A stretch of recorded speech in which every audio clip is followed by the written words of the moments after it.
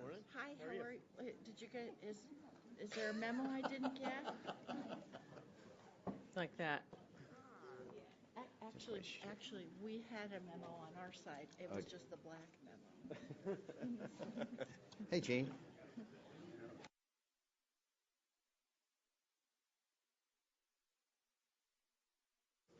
Good morning, everybody, and the subcommittee will come to order, and I'll open with my opening statement.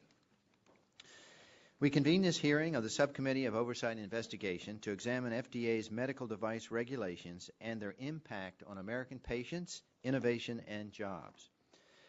The medical device industry has brought hundreds of thousands of high-paying jobs to our country and life-saving, life-improving devices to our nation's patients in a safe and efficient manner.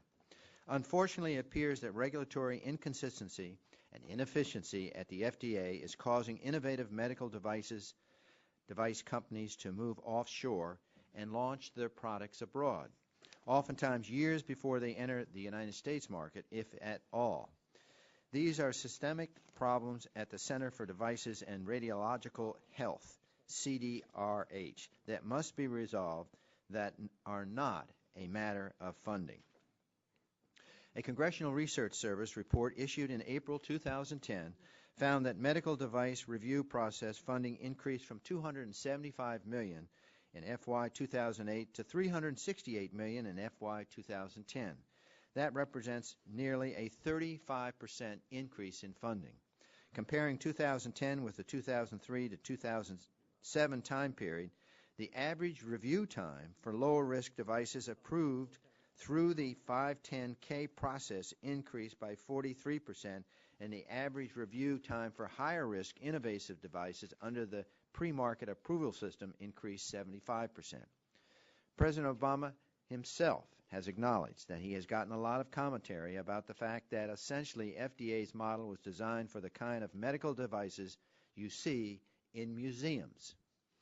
In reference to his administration's purported commitment to regulatory reform, he noted that this would be an area where they should be, quote, getting a group to think strategically about how we design these regulatory bodies so that they are up to speed and more responsive in a dynamic economy, end quote. Unfortunately, in the eyes of the administration, this group does not appear to include the innovative job-creating companies or the very patient that these devices are designed to help. For example, FDA commissioned the Institute of Medicine, IOM, to review the current 510K process and consider a number of specific issues related to the improvement of device regulations. Not a single company or industry representative that is impacted by these regulations is on the panel.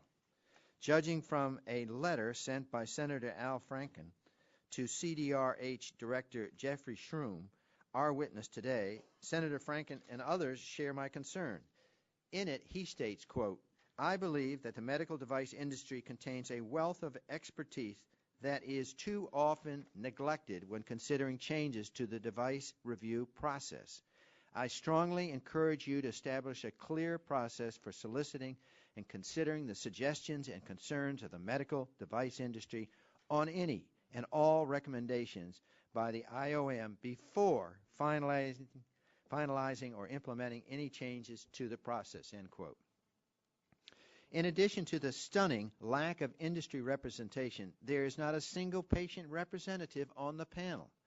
This is not acceptable and does not comply with President Obama's call for allowing, quote, public participation and an open exchange of ideas, end quote.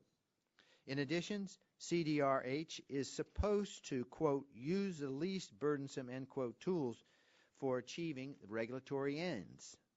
This is not only a key tenet of the President's executive order on regulatory reform, but required by the Food and Drug Modernization Act of 1997. Specifically, in order to improve regulatory efficiency of the 510K and pre-market approval process, Congress mandated that the FDA eliminate unnecessary burdens that may delay the marketing of beneficial new products and only request the least burdensome information necessary to make those determinations.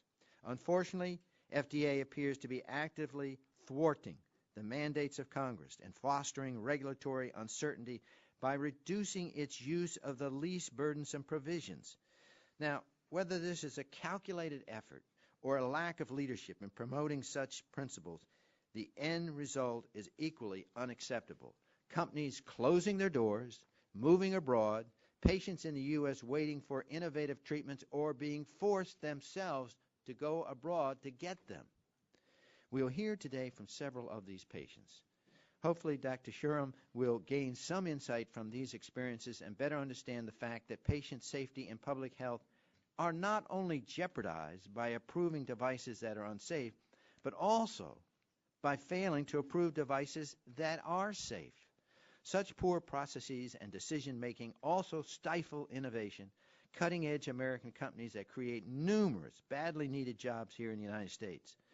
As FDA Commissioner Hamburg said just this past week, quote, "This is a critical time for innovation," end quote.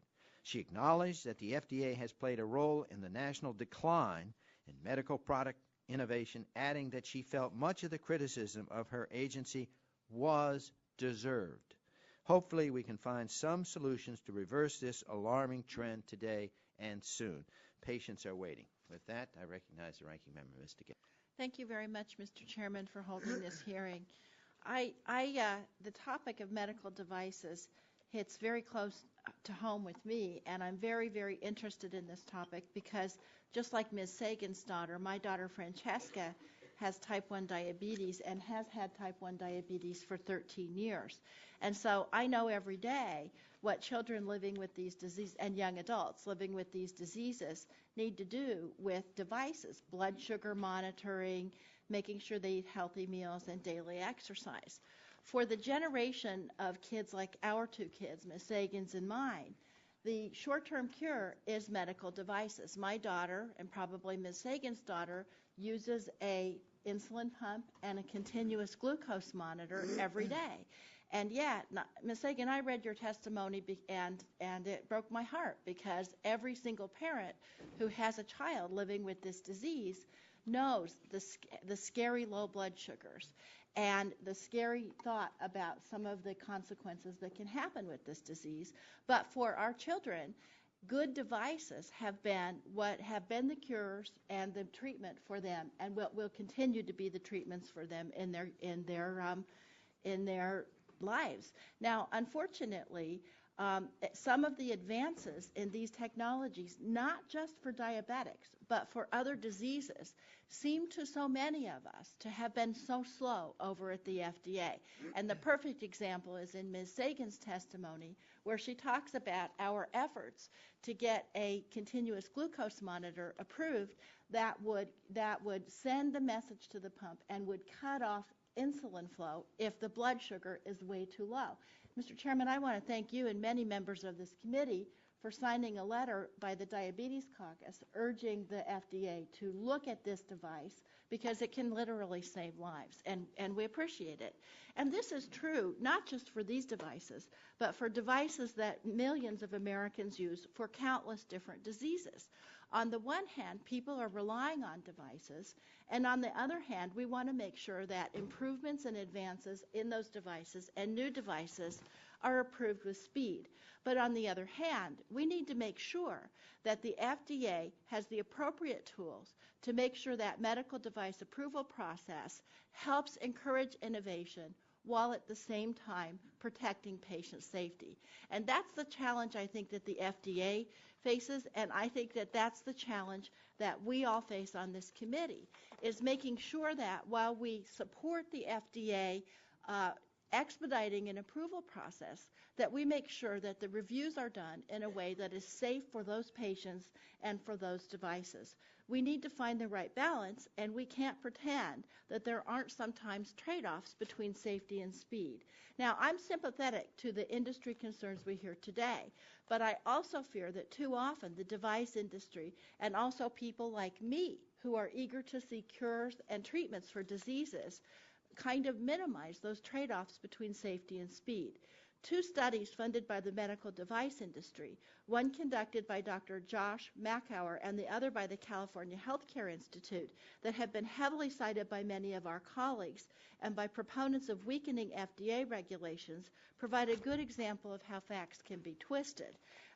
These studies have been heavily cited, and so our committee staff asked a panel of distinguished outside reviewers to analyze the methodology of the studies. And at the staff's request, officials from the FDA also submitted comments on the studies. Mr. Chairman, Democratic committee staff prepared a supplemental memo summarizing the expert reviews of these industry studies, and I would ask unanimous consent to include this memo and the letters from the FDA and independent experts in today's record. I thank the gentlelady. Can we just have a copy of it and we'll read it and You bet. we'll look at it. The reviewers found the following problems with these industry-funded studies. First, the existence of, quote, so many flaws in design and execution that the author's conclusions are rendered essentially meaningless. Second, a, quote, woefully inadequate response rate of only 20%. A biased group of respondents that included companies that had never gone through the process of getting a product reviewed by the FDA, a subjective apples to oranges and especially troublesome conclusion regarding the difference in approval times between the European Union and the United States, the failure to provide any evidence that a U.S. delay in approval and availability leads to adverse health outcomes. The journal editors concluded that the studies would not be fit for publication in a peer-reviewed journal. And so as we consider the role of the FDA, we've got to rely on the facts. The patients and their families and the industry need to know how can we have the quickest review process possible while at the same time ensuring patient safety and efficacy of the devices. So I thank you for having this hearing. I look forward to both of our panels of testimony, and I yield back. I thank the gentlelady and the gentleman from Texas. Mr. Barton is recognized for 1 minute. Thank you, Mr. Chairman. Thank you and Ranking Member DeGette for holding this oversight hearing. The issues that we're discussing today have the ability to harm our sick, inhibit innovation, and stifle domestic economic job and growth. On the other hand, if done properly, they have the ability to bring state-of-the-art medical devices quickly and efficiently to not only the United States citizenry, but to people all over the world. I hate to say it, but the medical device review process at the Food and Drug Administration, in my opinion, has become overly burdensome, unpredictable, and inconsistent under its current leadership.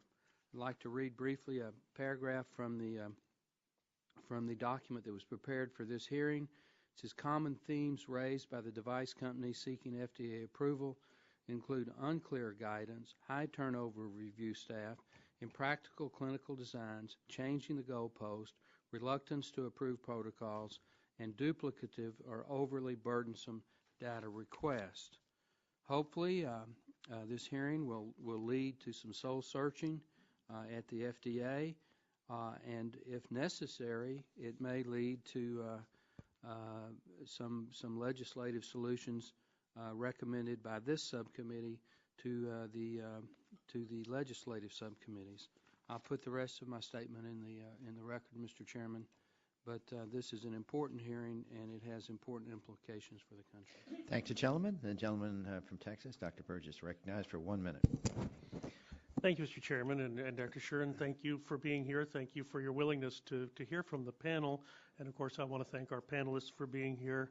Ms. Conger, thank you for reminding us if we're not careful, NIH may stand in the future for not invented here. Now, the FDA is not interactive. It is unpredictable and discourages innovation, and this ultimately hurts patients. We don't want the FDA to approve anything that will harm people. We don't want you to simply adopt European standards, but we do want you to understand that a little predictability can go a long way. We want you held to your own standards. If you say 30 days, we shouldn't have to ask, how long is that in FDA days?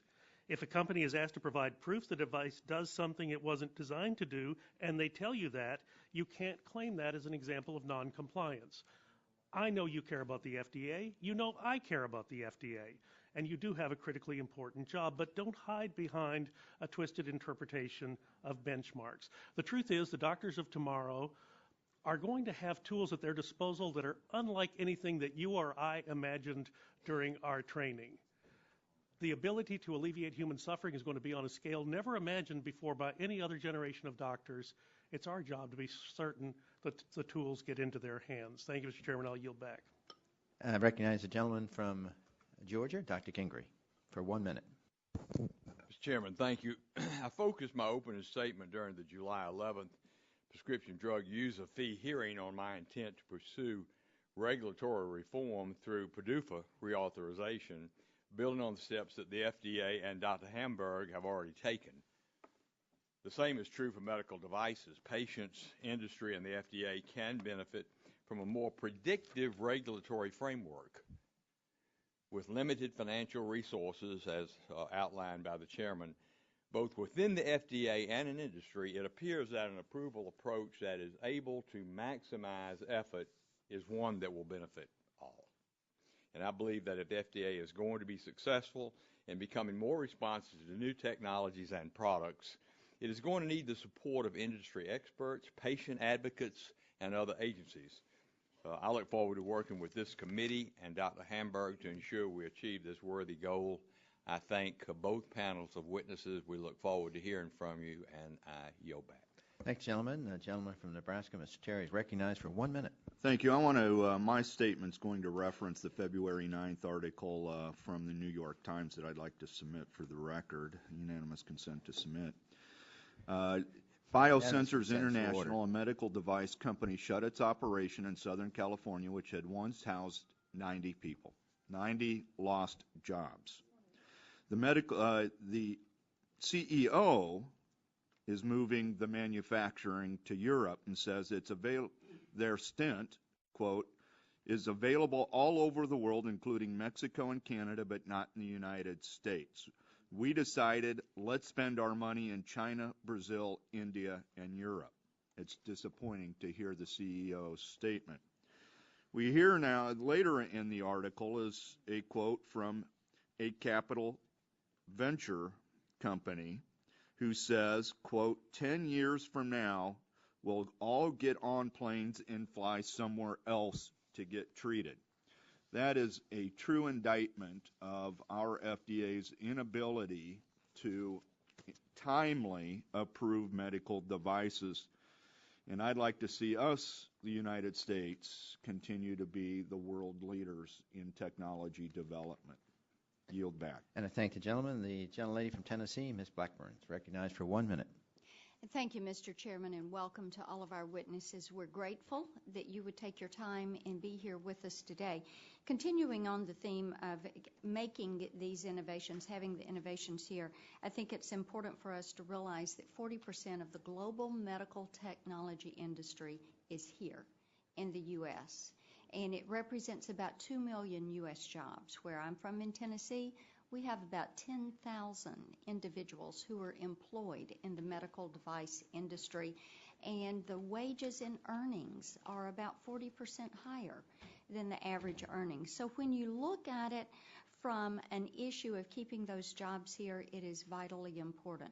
When you look at the fact that we're in a 21st century creative economy, and innovation, intellectual property, and protecting that is vital to jobs retention, we want to make certain the FDA is responsive in a timely manner.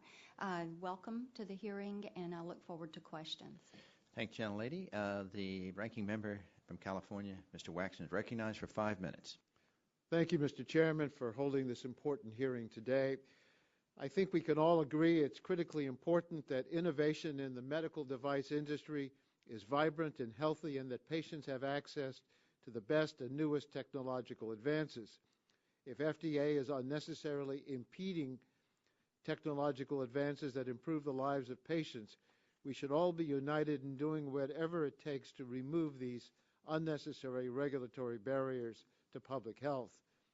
But we cannot have a conversation about the impact of regulations and policies that FDA have on patient access and innovation without talking about the importance of ensuring the safety and effectiveness of medical devices. We should not forget that is the fundamental mission of the FDA.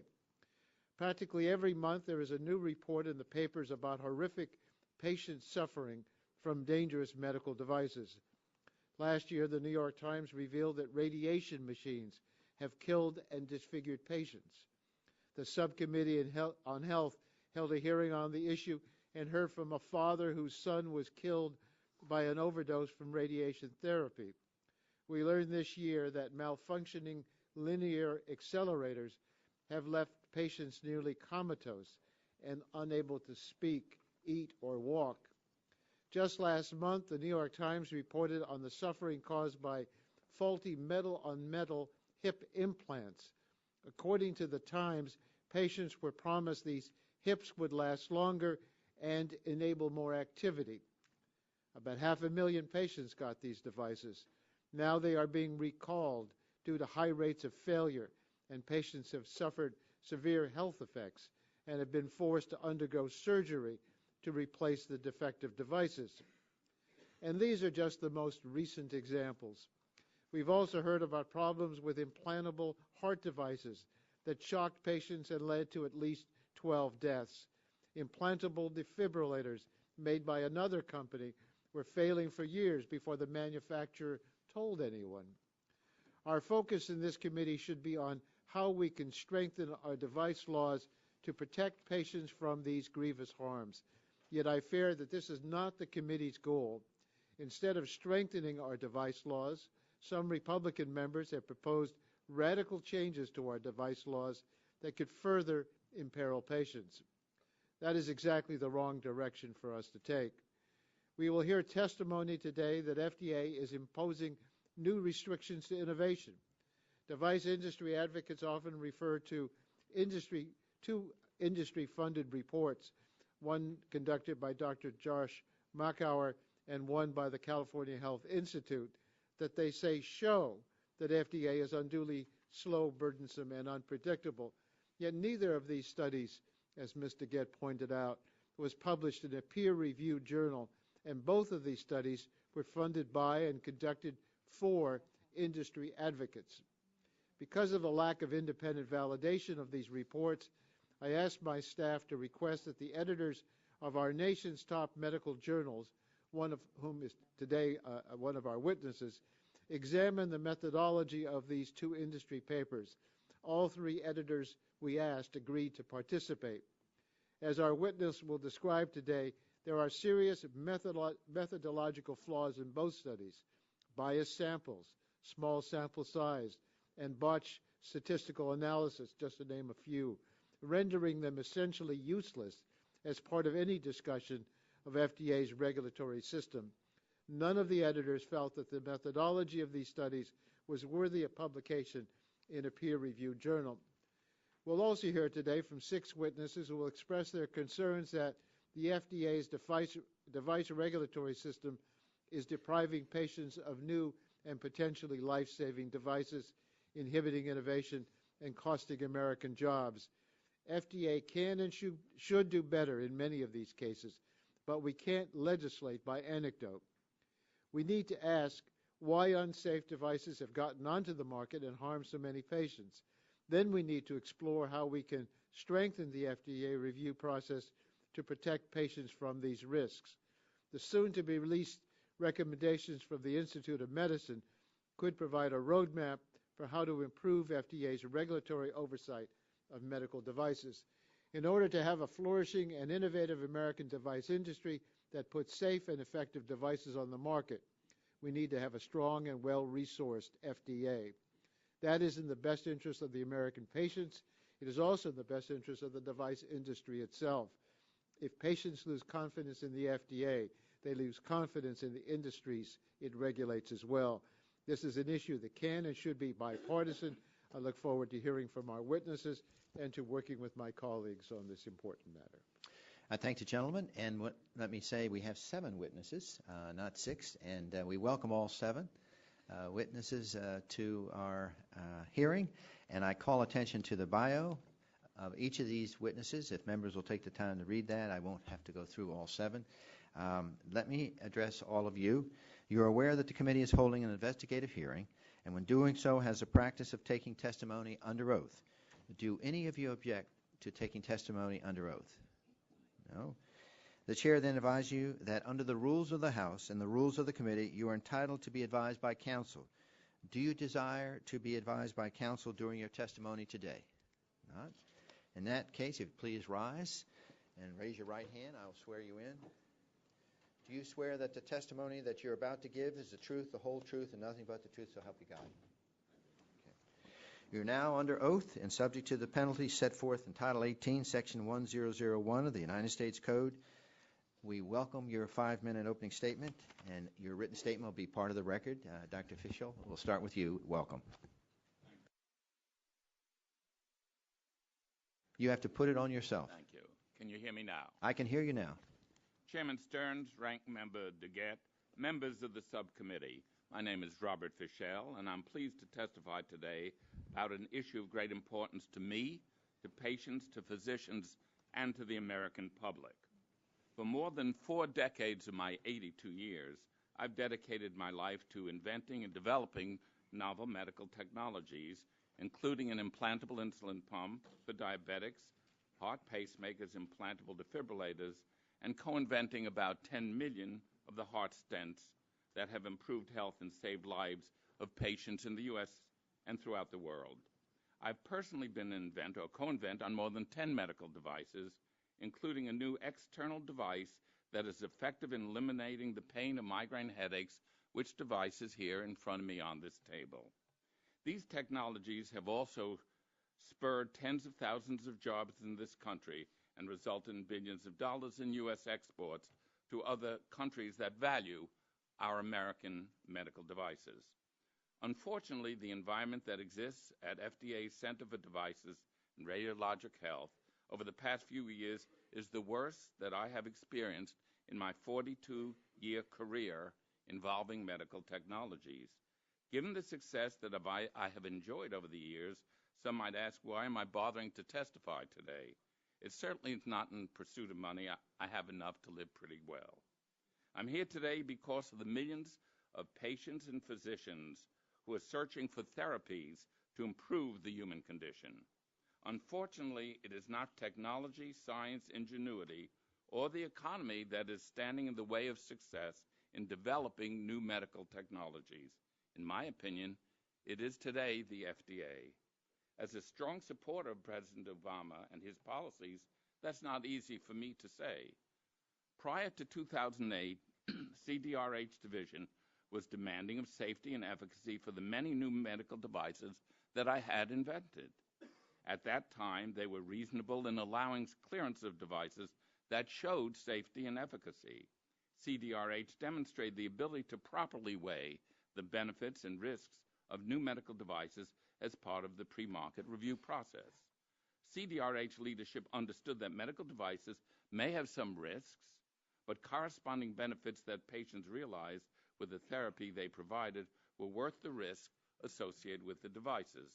Over the past few years, I've personally been aware of many instances where product clearances were denied or significantly delayed by CDRH when the patient benefit clearly outweighed any potential risk to the patient. One example of this is a device I invented that relieves the pain of migraine headache with no serious side effects. This device right here. That device was not approved by CDRH even after clinical trial proved safety and efficacy. A somewhat trivial example is a small plastic valve that I have in my hand that could open or close to allow liquid to flow, and had its approval delayed by over a year when it had already been approved for regular use in other equipment. The failure of the current CDRH to efficiently and effectively review medical devices is a serious problem for the citizens of the USA. Many published reports suggest that patients are being forced to travel outside the U.S. for therapies that were developed here. Even worse, many patients do not have the resources to travel abroad and are forced to suffer, waiting desperately for FDA to clear or approve therapies that in some cases have already been available for years outside the U.S. Beyond the adverse impact FDA is having on patient care, it's weakening the U.S. leadership position in medical technology innovation and, as a result, hurting our economy. As someone who has enjoyed success in this industry, I have been proactive in trying to assist the innovative scientists and engineers of tomorrow to be in this field. I recently established the Fischel Department of Bioengineering and the Fischel Institute for Medical Devices at the University of Maryland. Today, I'm truly concerned for those scientists, engineers, and innovators who study there, who are about to embark on their careers. If I were to be starting out today, I would likely be unable to make the contribution to patients' lives that I've made over the past 40-plus years because I would be unable to raise the funding or endure the delays that exist with the current regulatory environment at CDRH. In dealing with the FDA today, the reviewers appear to be slowing down or totally denying clearances for valuable medical devices that would be of great benefit for the patients in the U.S. By doing this, they're really proud of being so conservative. I mean, look how good I am. I'm so conservative, I'm not even going to approve it. I'm aware of examples where reviewers have changed the requirements for companies during the pre-market review process with no credible evidence supporting the moving goalposts. One such example has recently occurred with a device that I co-invented that improves the treatment for epilepsy using a tiny electrical stimulator that I have here. The inability for reviewers to be held accountable for their changing standards and increased risk aversion is something Congress, and undoubtedly this committee, must address if we are to improve patient care in this country and promote innovation and jumpstart our economy. While it may be difficult to legislate culture and restore the collaborative, reasonable, and effective CDRH that existed back in 2008, I urge this committee to try. Patients, physicians, innovators, and the American public are counting on you to step up and restore a reasonable and predictable CDRH that appropriately balances risks and benefits, works collaboratively with industry, and understands that unnecessarily denying... Dr. Fischel, I need you to summarize. Two sentences. Good, okay. Access to medical therapy means that FDA is failing in its primary mission, which is to protect patients, but also to allow clearance for devices to relieve pain and suffering that many patients would otherwise have to endure. Thank you. Thank you. Ms. Murphy, welcome. Thank you. Good morning. I'm Carol Murphy. I have been a migraine sufferer for 40 years. I have 3 to 4 orid migraines a week. I've been through beta blockers, antidepressants, anti-seizures, abortive medications. When you've done that, you go on to the next step. So I've had occipital blocks, I had steroidals, cervical blocks, I've had Botox with minimum success. At Michigan Head Pain and Neurological Clinic, once you turn 60 years old, you don't fit any of the medical protocols for migraine medicine, and therefore they left me with the narcotic oxycodone to take care of a migraine headache, and that was it. I finally got into the trial program at Ohio State with the transcranial magnetic stimulator, TMS. I was told to put the device on my head, activate it twice during an aura. When I did that, the aura cycle kept going, but at the end of the aura, when the pain should have started, it didn't. The blood vessels did not fill up. There was no pain. There was no headache. For 9 months, I lived like a normal person. And then in June of 2006, Ohio State took it back because it was going to go through the FDA process for approval. Give us 9 months. Give us a year, Carol. Yeah, it's now July of 11. Where is my machine? That's in England. That's not here. I can't get it here. A lot of people think that a migraine is a headache. It isn't. When blood vessels swell in the brain, every part of your body can be affected. For me, my feet and legs get so cold that there is absolutely no way for me to sleep. So that going to bed and sleeping it off doesn't work. And there's no way of warming those legs until after the migraine stops. When I take OxyContin, it dulls the pain, but it doesn't break the migraine cycle. With the TMS, no headache because the blood vessels weren't dilated. With migraines, I also experience urinary and bowel problems. By the second day, I have abdominal pain. I also have problems concentrating. The thoughts in my head are clear, but the words coming out of my mouth sometimes are not right, or they just don't come out at all. This doesn't happen with the TMS because we don't have the dilation of the blood vessels. As I get older, falling becomes a major problem for me, and my left leg drags during a migraine. So I need to be more careful. I need to have the good balance.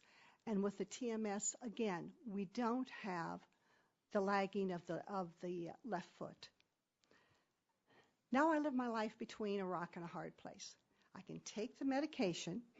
I can deal with the fact that it's addictive, or I can crawl up in my little hole and stay there until it's over.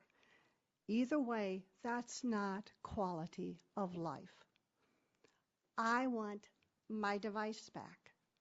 I will go to England to get it. I will rob Peter to pay Paul to get there, because for me, it's a quality of life factor.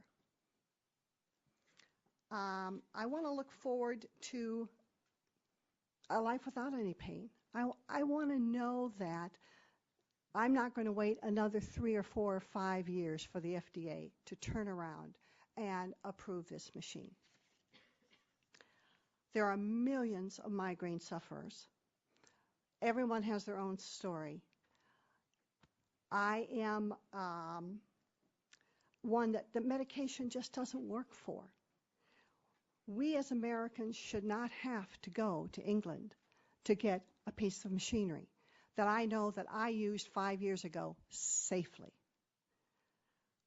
This is a product that was made in America by Americans, but obviously not for Americans. How long do we have to wait? 5 years is a long time. How many more years, how many more migraines am I going to go through if I'm going to sit and wait for the FDA to approve this product? Thank you for your consideration and time. Ms. Murphy, that's very compelling. Thank you. Ms. Conger, you're recognized for 5 minutes. And I timed the 5 minutes, practicing on the airplane fervently. Hello, and I thank you very much for the invitation to testify. I'm a spine patient and a very angry one. I became livid when I figured out that my government was the main barrier between me and the best solution for my spine problem. I'm here today as an advocate for the millions of U.S. patients like me who are needlessly suffering, deteriorating, and sometimes dying while they wait for the FDA to approve medical devices they desperately need, devices that are often already in successful use in other countries. Briefly, a little about me. My TOS specialist identified my cervical spine issue in 2006 and quickly sent me to University of California, San Francisco Spine Clinic to Dr. Dean Chow, who had been involved in cervical spine artificial disc trials, clinical trials.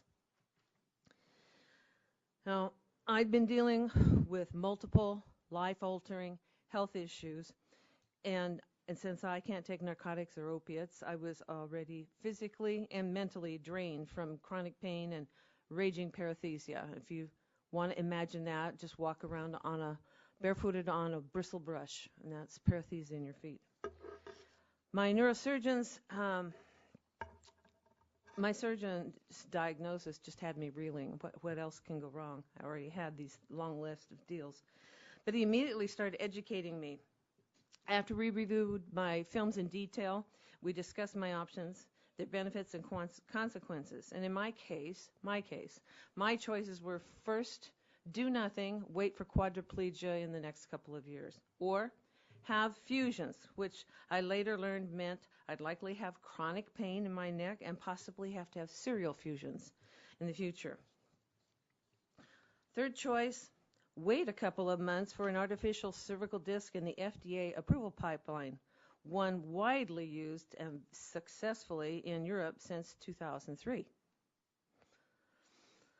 While I waited for device approval, my spine degenerated to the point that my doctor and I feared I was in serious danger. All my limbs were numb, my continence was an issue, my balance and my grip were unreliable. I was a prisoner in my own house for fear of going outside and having a paralyzing accident. And I depended on everyone else to take care of my needs. I knew I couldn't continue living this way safely, but I was not having fusions. Nor could I believe the newer clinical cervical device technology, which my doctor and I felt was best for my problems, were made 40 miles south of my house, and I could not get them installed in my nation. 40 miles from my house. By the way, those jobs have disappeared to Europe because European countries now say, will sometimes say, oh, if you don't have approval in the United States or your home country of manufacturer, you can't sell them here. So they moved all those jobs, those 160,000 to $100,000 jobs to Germany. Yet, these devices were in successful use in Europe and elsewhere. My only option to get the best solutions for me was for me to go abroad. It took research and months of fundraising. We drained our savings, what little we had. We accepted $5,000 in gifts from friends and family. I stripped my life insurance policy of cash value. We incurred credit card debt, and my then 75-year-old husband had to return to work full-time, and he still is. And he's been working since he was 9. It's not fair. Finally, I had my 2-level ADR surgery in 2009 at the spine clinic in England. My pain relief was immediate, and my discs are functioning flawlessly. My U.S. neurosurgeon is delighted. He does my follow-up. And what about all the other, so I got the best solution for me, but it shouldn't have taken all my limited energy and money to get them. What about all the other Marty Congers in this country? People waiting for access to medical devices that already have foreign approvals and years of track record. I know because I receive calls and emails every week from spine patients, from auto mechanics to engineers to spine cardiac surgeons. They want to know how they might get the treatment they need somewhere, somehow, because they're not going to do the procedure here. And what about all of the other devices common in Europe and in Asia, but bogged down in the FDA processes? Products often invented here aren't available to U.S. patients for years after patients around the world already have them. It simply shouldn't be this way. It shouldn't. I do appreciate, Mr. Shuren, that the agencies' challenges that they face right now, and from all directions. I appreciate their desire to protect people. However, our FDA needs to reset their priorities back to patients' needs and away from political risk aversion. Patients are looking for reasonable assurance and timely approval or denial. Not all devices make it. But absolute assurance, which seems to be the goal here, it is impossible. Impossible because every human body is unique. For products with strong track records, the FDA should leverage regulatory findings from other trusted countries and unions such as Japan, Australia, European Union, and others, and put them into the marketplace, or at a minimum, fast-track them. Then monitor, okay. 2 sentences? Just if you could wrap up. Yes. Monitor them in the marketplace. Requiring known devices to restart the approval process from the beginning when thousands of humans already have them in their body is ludicrous. The sooner we act on these changes, the sooner U.S. patients will have access to the devices they need at a reasonable price instead of waiting 2 to 10 years to get the device here. Thank you, gentlelady. Ms. Sagan, you're recognized for 5 minutes. We just urge everybody, if possible, to keep it into 5 minutes. Chairman Stearns, Ranking Member DeGette, and members of the committee, thank you for asking me to testify before you today. My husband and I have 3 children, the youngest of whom, our daughter Piper, was diagnosed with type 1 diabetes at the age of 2 in 1989. She's lived over 20 years with this constant, frightening, deceptive, and malicious disease. I come before you today not only as a parent, but as an advocate for tools and technology for my daughter and others with diabetes, and with my enduring hope for a cure. Piper has always been prone to hypoglycemic events, low blood sugar. They seem to come on hard and fast. I remember her almost drowning as a youngster after becoming unconscious from a low blood sugar while taking a bath. College also brought 1 or 2 incidents a year where she slept into hypoglycemia and didn't wake up the next morning, requiring emergency medical care. There's a chilling term that's the worry of every parent of a child with diabetes called dead in bed. Kids are found dead in the morning after a completely normal evening the night before. Most of the time it's due to severe hypoglycemia. I don't want this to happen to my daughter or anyone else with diabetes, so you can understand where my fire comes from. Just this past winter, Piper, now a 24-year-old, had another severe hypoglycemic event. While working at a retail store, the last thing she remembers is closing the front door of the shop as she left to walk the 10 blocks to her apartment. My cell phone rang at home, and she slurred to me that she was locked out of her apartment.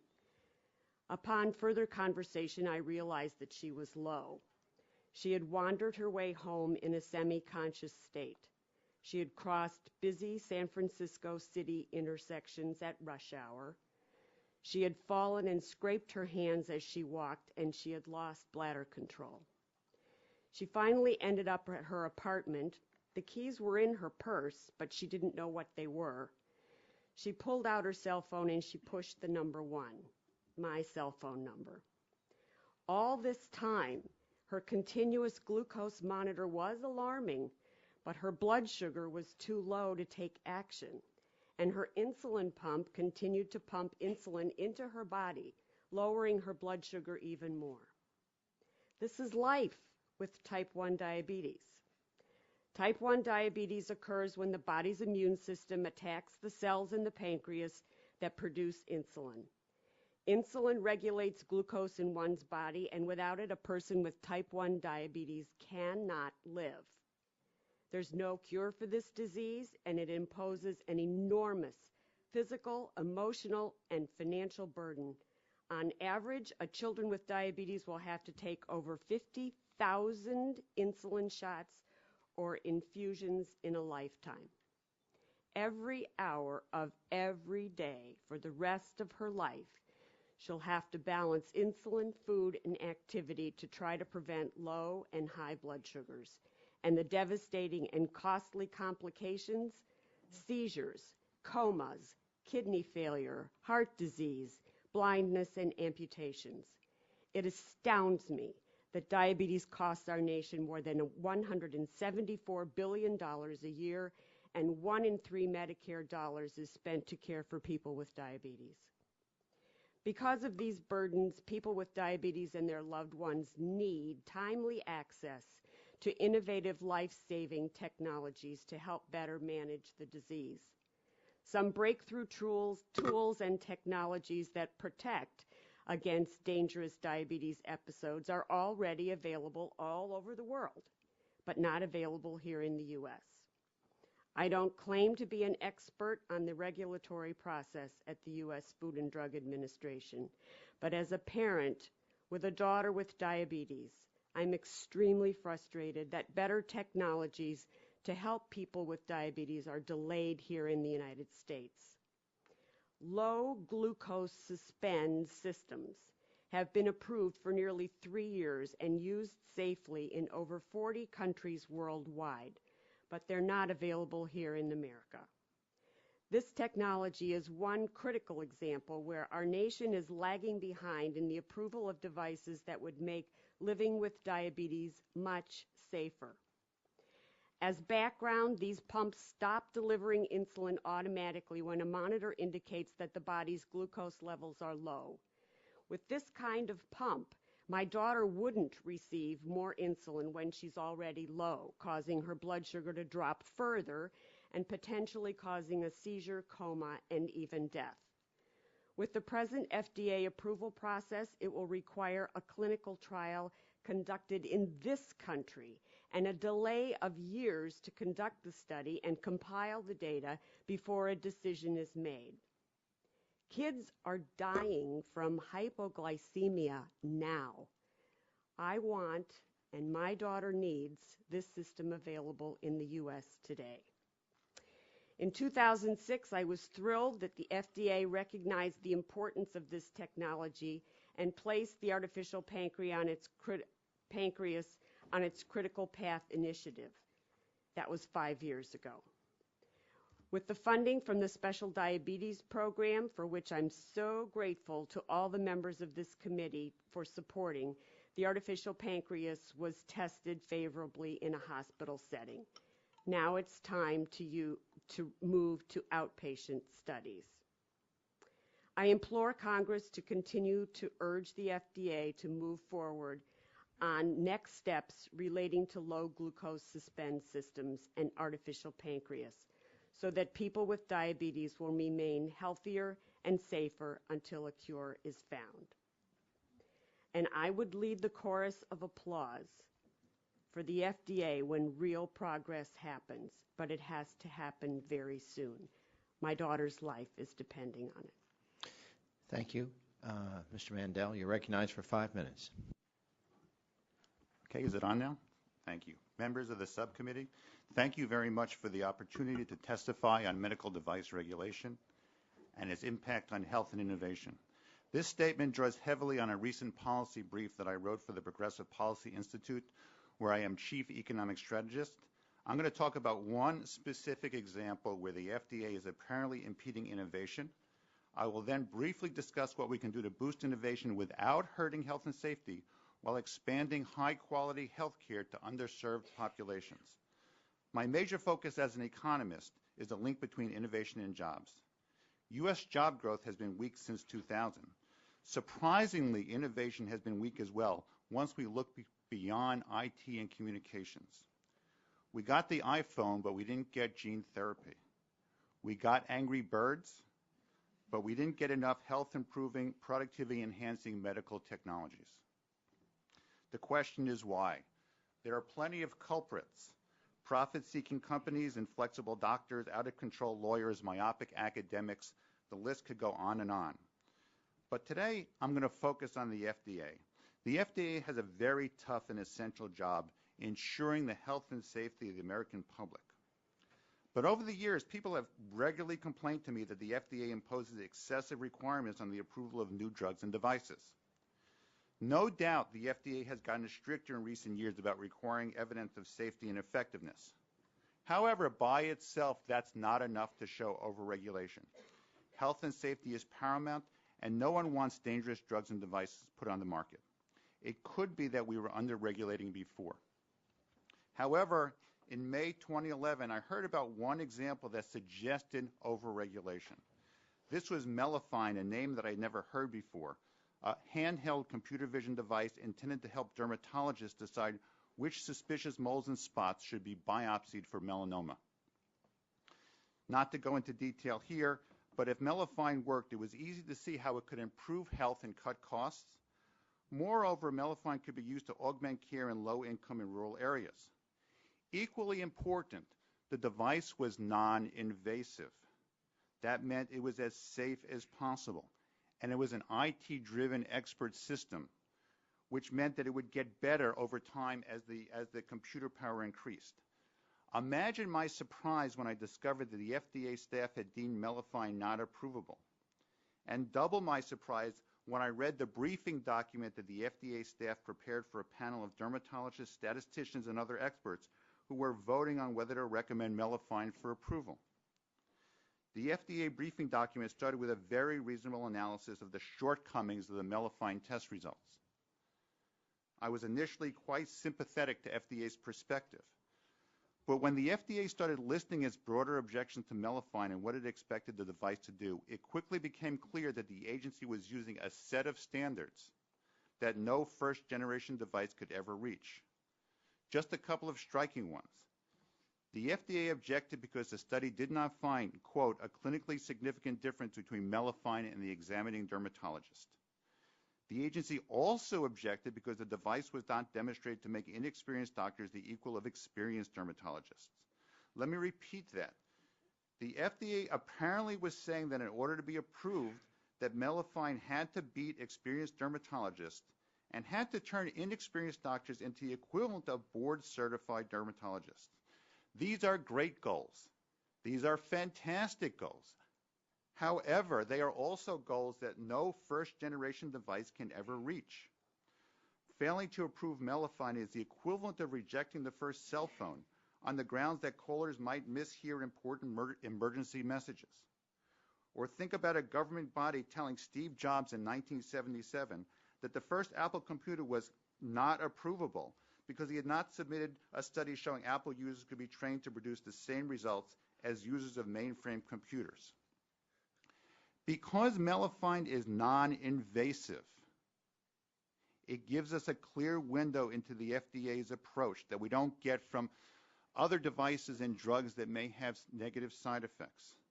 As an economist, it worries me that we are missing health-improving, productivity-enhancing device and drugs because the FDA has too narrow a perspective. Thank you. Thank you. Dr. Ayan Chulov, recognized for 5 minutes. Thank you. Thank you. Mr. Chairman, Ranking Member DeGette, and members of the subcommittee, I'm Dr. Jan Chulov, and I would like to thank you for the opportunity to share my personal experience with the FDA and the regulatory process and its impact on patient care, innovation, and development of new technologies in this country. These are my own opinions, and I share them to you from the perspective of a physician, innovator, and developer of some new therapeutics in the space. In a way of background, I'm a physician, eye surgeon who uses medical devices and technology to treat and prevent blindness. I'm an associate clinical professor on the faculty of UCSF School of Medicine, where I see firsthand the translation of research into patient care. And as a developer and inventor of new technologies in the field, I have led innovative treatments through the regulatory process with the FDA, and I have direct experience with the drug and device side of the FDA, in addition to experience with the European regulatory authorities. Physicians such as myself feel privileged to be educated, practice, and advance medicine in the U.S. The U.S. has been a leader in cutting-edge innovation traditionally, and my field, ophthalmology, is a bright example to that effect. In fact, the most common device implant today is the intraocular lens implant for cataracts, and this has been one of the most successful, effective, and safe treatments to date, based on innovation of the 80s and 90s, and based on leadership of the FDA at that time with streamlined regulatory process. Today, more than ever, we need best-in-class technology in service to our aging population, and it is unfortunate that patients are starting to seek care from foreign doctors who are now trained and have hands-on experience with technologies we see much later in the U.S., as we heard today. As a physician who not only delivers the standard of care, but also innovates in my field, I have failed on a number of times to treat patients with what I think is the best treatment for them. In fact, I see more and more patients seeking the often challenging offshore route in search of interventions that are not available here, with much added cost, frustration, and pain. When recently asked by a patient suffering from a degenerative blinding eye disease about a therapy not approved in the U.S., but available in other countries, I had to stay silent. The patient ended up traveling to Canada to receive treatment for which he paid out of pocket. But I would like to go beyond the anecdotal experience and ask the bigger question: what innovative first-class therapies are we delivering to patients today? Let's take the field of ophthalmology, which is a good example with its high degree of technical innovation and device utilization. To check the innovation pulse prior to this hearing, on the way here, I reviewed all of the FDA-approved PMA devices in my field over the past 5 years. As you are aware, the PMA Class 3 devices is the lifeblood of innovation, and some of the most advanced complex devices for life-sustaining, or in my case, vision-sustaining treatments are approved through this process. I reviewed the labels of all 12 such devices I could find on the FDA website. At the time of approval, all of them had been approved not only in the EU, but in as many as 20 to 40 countries before they were approved in the US. In addition, some of the devices already had vast clinical experience dwarfing the FDA clinical trial numbers. And in some examples, those were more than 100,000 patients treated worldwide before FDA approval. In one illustrative case, with a cumulative world experience of more than 60,000 patients, the FDA label spoke only of 300 patients in the registration trials, too few and too late. Avoiding a long discourse on the meaning of this symptomatic state, it is not hard to see that we have failed to deliver best-in-class innovation fast. More importantly, we now see that new technologies are not only perfected abroad, but are developed and commercialized to their full extent, and companies now execute not only on small feasibility studies, but implement their main validation studies, their clinical research programs, and even product launches abroad, as evidenced by a recent MDVC report. What follows with that is the departure of talent, expertise, and patience. The FDA is the gateway for new therapies, and as a vigilant gatekeeper, the regulatory process has to ensure safety and efficacy, but it has to facilitate innovation. And examples of that are right in the halls of the FDA. As a drug developer who headed the clinical research and development programs of one of the most successful approved biologic therapies for eye disease, Lucentis for macular degeneration, I have added comparative experience from the CEDAR, whose input and oversight were critical in the execution of this highly complex, rigorous therapeutic program of biologics, and resulted in the commercialization of a groundbreaking therapeutic which helps hundreds of thousands of patients today. So this program was not only successful, but exemplary in many ways of how the regulatory process should work, and was referenced by the FDA itself in a published guidance to industry for best-in-class drug development. The key learnings from this experience: explicit guidance to companies and investigators, consistency and transparency of feedback in the review process, and a high level of in-house expertise from the FDA reviewers. My experience with the development of new technologies is that the pathway to innovation is challenging, and it's necessary to take calculated risks in a thoughtful and deliberate way and to protect patients.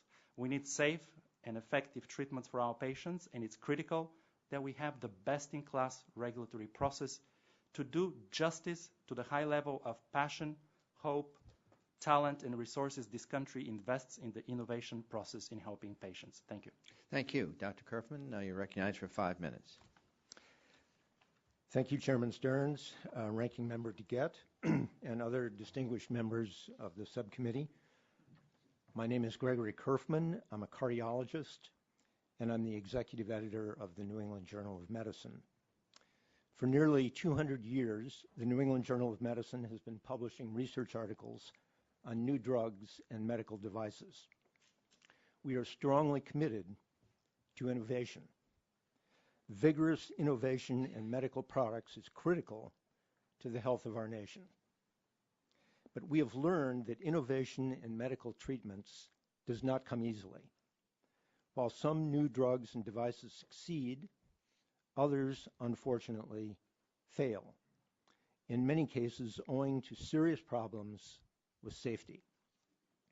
Innovation is essential to the future of our nation, but innovative medical products cannot succeed unless they are both effective and safe. Sensible quality assurance does not stifle innovation. It promotes it and avoids costly nightmare scenarios caused by flawed and potentially dangerous medical devices. Let me give 2 recent examples of innovative medical devices, one from the field of cardiology, the other from the field of orthopedic surgery, both of which were approved by the FDA by the 510(k) fast track process but which were later found to be seriously defective, even while they were being implanted in many thousands of patients. The first example from the field of cardiology is the Sprint Fidelis implantable cardioverter defibrillator lead, which was manufactured by Medtronic. This lead, which delivered an electric shock to the heart in order to halt potentially fatal heart rhythms, was approved by the FDA by the 510(k) process without clinical testing. The defibrillator lead received considerable hype as a major innovation in defibrillator technology. However, soon after fast-track approval of the Sprint Fidelis, it became clear that the lead was prone to fracture, which resulted in inappropriate shocks in many patients and caused at least 13 deaths. The lead was eventually withdrawn, but only after it had been implanted in over a 250,000 patients worldwide. Thus, inadequate pre-market testing and a fast track to FDA approval resulted in a devastating situation for patients. The second example from the field of orthopedic surgery, and Congressman Waxman referred to this earlier, is a type of artificial hip implant known as the metal-on-metal design. Hip implants originally consisted of a metal ball inserted into a plastic cup. In newer models, which were widely touted as a major technological innovation, the plastic was replaced by a metal alloy, the so-called metal-on-metal design. The new design was approved by the 510(k) fast-track process and did not undergo clinical testing, only bench testing. Not long after FDA approval, reports of shedding of metal debris and failure of the metal-on-metal implants began to surface, and upwards of tens of thousands of patients have thus far been adversely affected. Unfortunately, bench testing of the device did not faithfully reproduce the wear and tear of real life. Thus, an apparently minor alteration in design, replacement of plastic with a metal alloy, resulted in nothing short of a public health nightmare. Now, these are sophisticated engineering devices that we're talking about. These two examples vividly demonstrate that the glamour of innovation does not always work out well for patients. Innovation in medical devices must go hand in hand with careful assessment of their efficacy and safety. Such quality control measures do not imperil innovation. They advance it. They secure it. As for the European Union, the timelines to device approval there are only modestly shorter than in the United States. And it is of concern that in Europe, in contrast to the United States, the highest risk devices, so-called class 3 devices, do not have to be shown to improve clinical outcomes prior to their approval. That's something to think about. Mr. Chairman, innovation in medical devices is a high priority for our nation, but to be truly innovative and to avoid costly mistakes, there must be solid evidence that new medical devices are both effective and safe. Thank you, Mr. Chairman. I thank you, and I thank all our witnesses. Dr. Ian Chuloff, you mentioned a capital report in your testimony. Do you mind submitting it for the record? Okay, that'd be fine. Let me start by asking my questions. Dr. Fischel, I'll start with you. Your resume obviously is very impressive. You're a physicist, an inventor. It says you have over 200 U.S. and foreign medical patents. At one time, you were honored as Inventor of the Year in the United States, so you do have a high degree of credibility.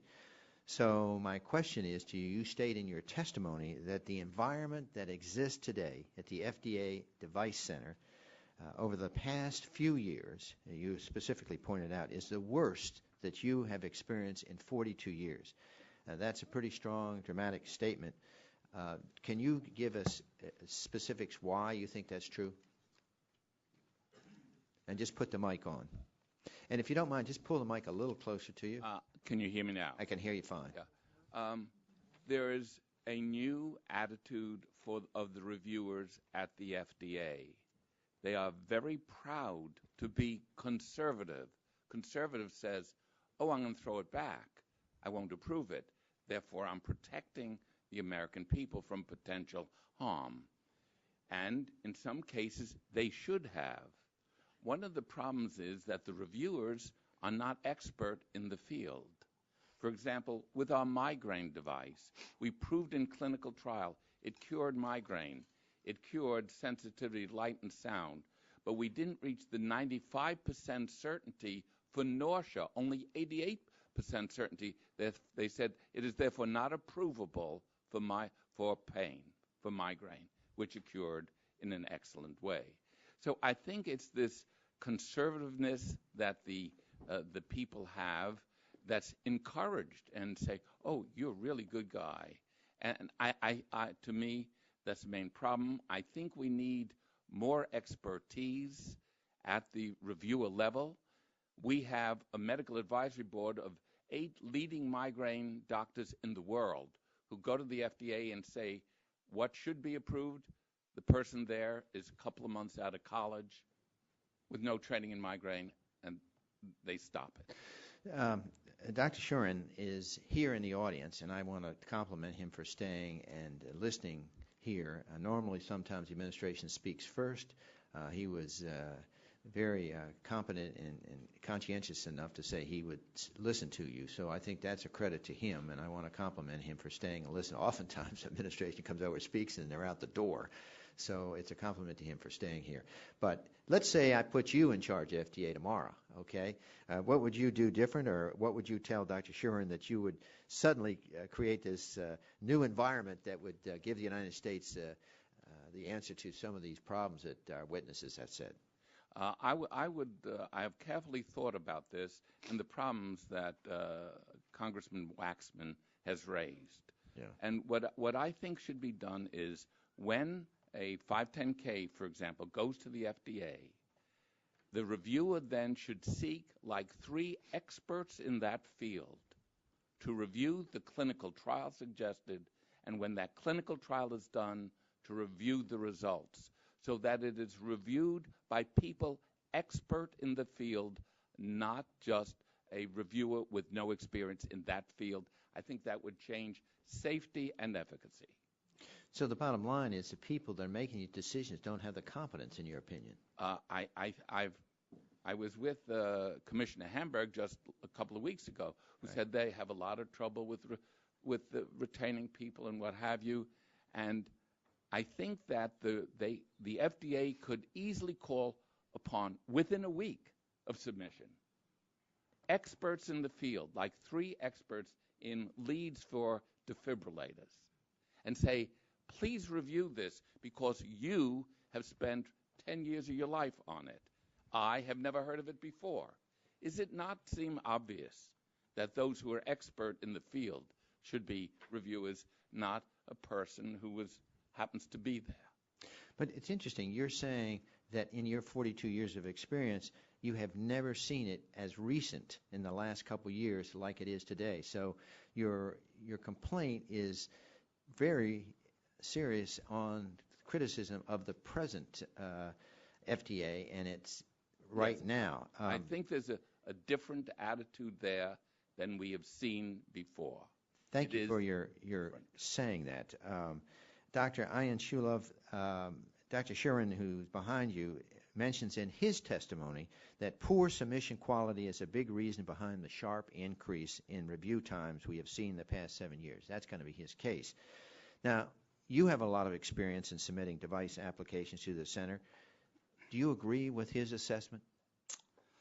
Yeah, I can make a comment on that. It's always hard to be self-critical. I'm sure my submissions can probably be better. But a couple of observations that I've realized working on that front in the trenches. Very often, as we know, companies that operate into the device space, especially, and it's slightly different in the drug space with the big pharmaceuticals, are smaller companies that have fewer than 50 employees. So one can imagine that they don't have always the in-house expertise and specialization. But at the same time, a lot of them outsource all of their regulatory process, especially today when they're so challenged and it's so complex, they outsource it to regulatory experts. And in my experience, that has been usually the way of submissions to the FDA. It goes through a outside consultant or expert with usually 20 plus years of regulatory experience. So I really can't comment to every submission. I'm sure that they have better visibility to that, but I could imagine that that expertise on the consulting front has not changed. And then also, I think that's a good point, because it would be really nice to see best-in-class examples of submissions where the agency proactively can give that guidance if they're concerned about the status of the quality of those submissions, that people that work with them can see what the expectations are upfront, see good examples of good submissions, and really adjust their practices. I thank the gentleman. My time has expired. The gentlelady from Colorado, Ms. DeGette, the ranking member, is recognized for 5 minutes. Thank you very much, Mr. Chairman. I want to thank all the witnesses for coming today, and particularly the 3 patient advocates who have come to share their stories. I just want to clarify with all 3 of you, your stories are all compelling, and they touch all of us because we all have relatives or friends in the same situation. By talking about how these devices could be brought to market and help you or your families, none of you are saying that you would sacrifice safety or thoroughness of review, correct, Ms. Murphy? You're not saying you would sacrifice safety or thoroughness of review? No, I am not. Ms. Conger? Safety and what? And thoroughness of review to make sure that it's safe. It's within reasonable. Right. Ms. Sagan? Absolutely. You would not sacrifice. I would not sacrifice safety. And Dr. Fischel, you're not saying that either. You think that these devices should be safe, correct? Oh, absolutely. Yeah. It should be, but it should be done in a timely manner. In a timely and efficient manner. Now, Dr. Fischel, I don't know if you were aware, you're an inventor and you submit these devices to the FDA. Now, the budget that was passed by the Republican majority in the House 2 times this spring cut the FDA's funding by about $241 million. So if we're going to hope to be able to hire experts to review these applications quickly and to have the expertise, do you think that a substantial cut in the FDA budget would assist us in being able to expedite these reviews? I am sure that every company involved, including the about 6 companies I'm involved with, would be happy to pay for the fees paid to such experts to do the job in a prompt way. Right, but certainly budget cuts is not going to help us. No, but the budget, this would not increase the budget. Right. It would be paid for by the well, company yeah, itself. Okay. And they'd be glad I to do actually it. kind of agree with that. Let me ask you, Ms. Sagan, because you mentioned the special diabetes program, which makes funds available for type 1 diabetics and also American Indian populations. And last year we reauthorized that, as you said. A lot of those funds are going towards clinical trials for the artificial pancreas. Now, just so you know, we sent that letter that I mentioned that almost all the members of this subcommittee, including the chairman, signed to asking about quick approval of the artificial pancreas. And also, I spoke with Commissioner Hamburg about this issue of the low blood glucose stopping.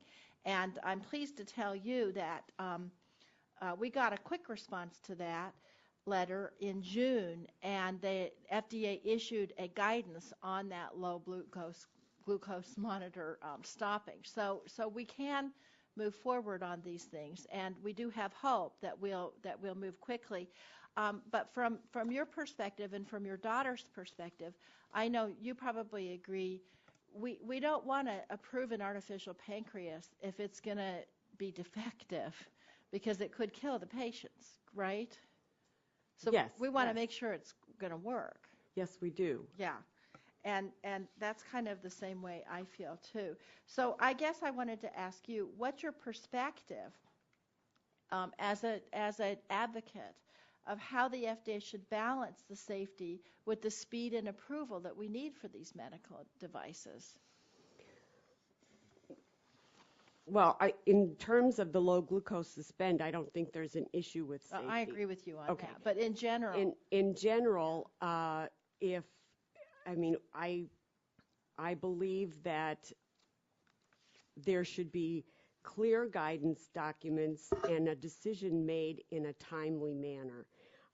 If it's a 90-day period, it should be 90 days, and it shouldn't be further delayed after that. We have to have safety and we are so ready to go to outpatient clinical trials with artificial pancreas. Right. We've done all the inpatient clinical trials. Now, Dr. Kerfman, I just want to finish with you because you've heard all of these stories and in your job you do all the time. What can be done to make sure that we expedite safe and efficacious devices, but at the same time do the thorough reviews that we need? Is there something that can be improved at the FDA right now to do that?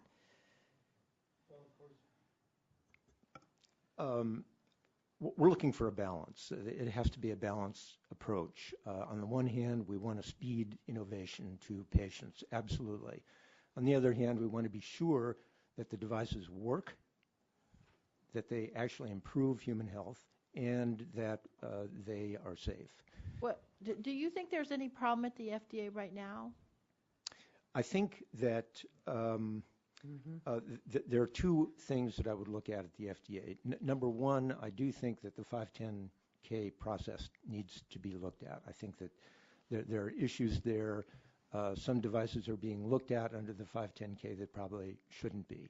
On the other hand, there are also inefficiencies in the process that are slowing down approval in some cases. My sense is that it has gotten better, but I think that more work can be done to make it a more efficient process. Thank you very much. Thank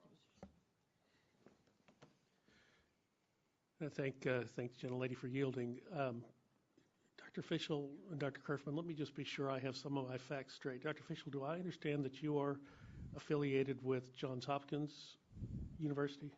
I worked at the Johns Hopkins University for 30 years and was on the medical faculty as well as working as a physicist at the Applied Physics Lab.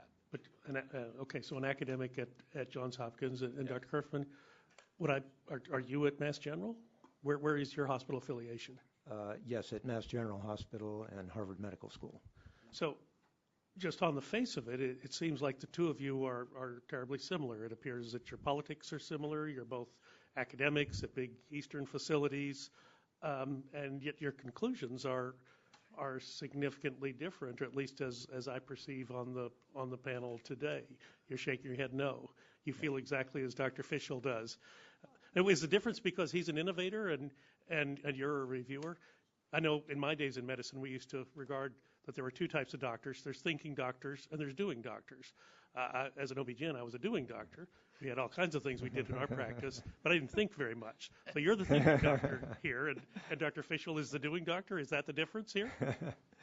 No, I think that we're really on the same page, but innovation requires two things. It requires fresh ideas, interesting new approaches.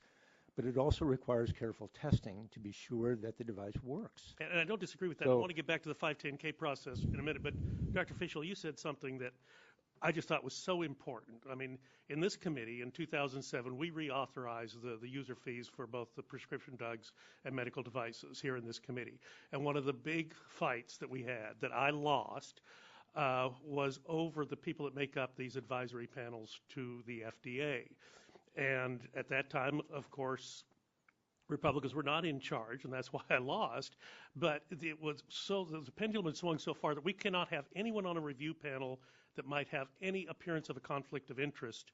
And as a consequence, we excluded the universe of people who actually had some idea about what these products did. So in retrospect, I guess what I'm trying to get you to say is that I was right with those amendments that were defeated. But can you speak to that for just a moment, because you were on that path a moment ago? Yes. And I want former Chairman Waxman and Ranking Member Waxman to hear this. Well, there's always. So start out with Dr. Burgess. You were correct. Yes, I do believe you're correct. even though I'm a very good friend of Congressman Waxman, and it's a matter of there's an old saying: you can either have somebody who's expert in it, and or someone who's never worked in the field. And if you have someone who has no knowledge of the field, that doesn't work very well. And so you need people who are really have knowledge in that field. And also, the FDA seems to be exceedingly slow. They don't even follow their own guidelines. For example, also, in this device for migraine, there's no predicate device. We invented something new. And so we had to go to a de novo 510K. To get a de novo 510K, you must first say to the FDA that we cannot find, we first suggest devices that could be predicate devices. We knew there were none. And they said, you're wrong, there are none.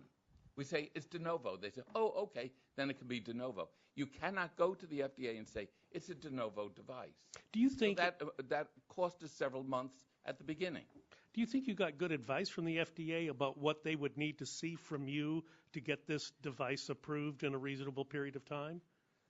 No, we wanted to cure migraine headache.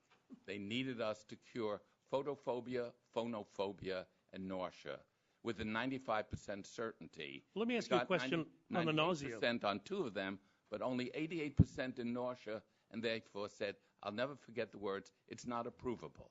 Well, on the nausea question, does a placebo score an 88% if you had... Oh, no. We were much better than placebo, but so few patients had nausea that we didn't get the statistics. And this is a non-invasive device? Correct. And it's not only that... You don't have to open anyone's head and put anything inside. A prior device made by Neuronetics for depression has 20% stronger magnetic pulse and 30,000 times more pulses.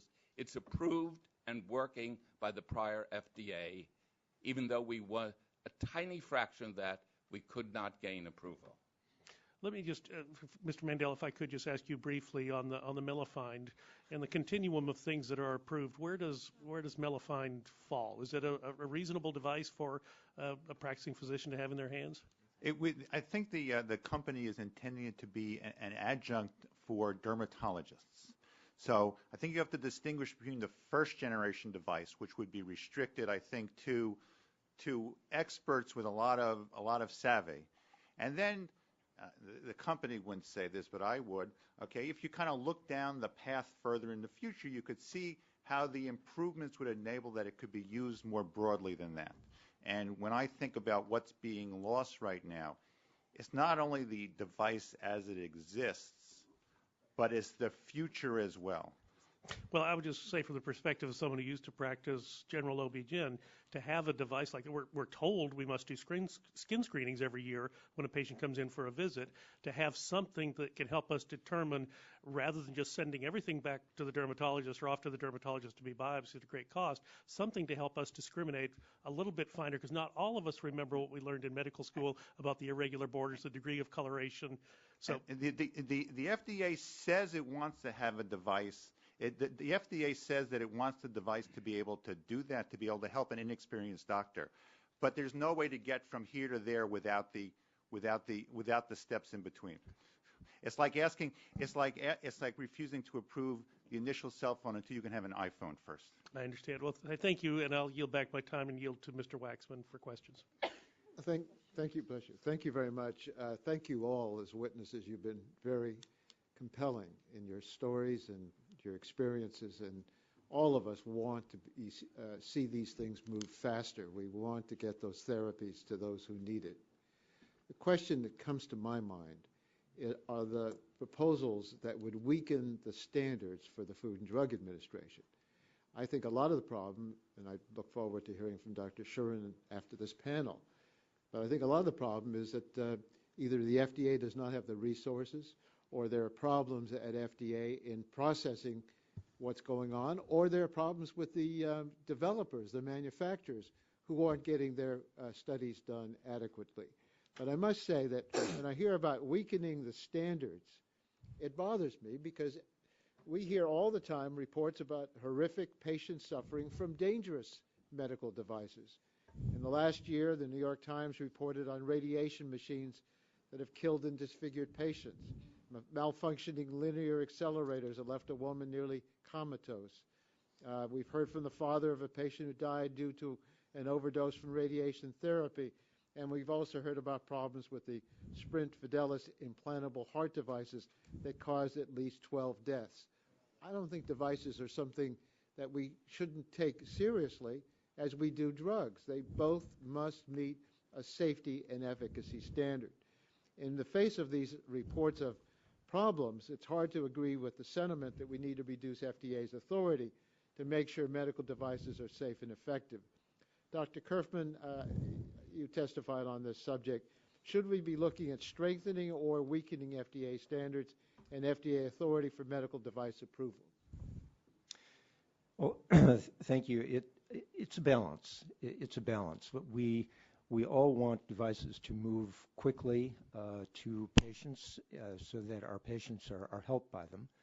But at the same time, they need to be evaluated. And the clinical trial, the randomized clinical trial, is now the gold standard for evaluating drugs and devices. And we're very fortunate in our country to have some of the leading clinical trial centers in the world in the United States. This has become a very expert scientific discipline to run a good clinical trial, to do it right, to do it rigorously, to get the right answers. And we're very fortunate now that this science of doing clinical trials has become very, very sophisticated.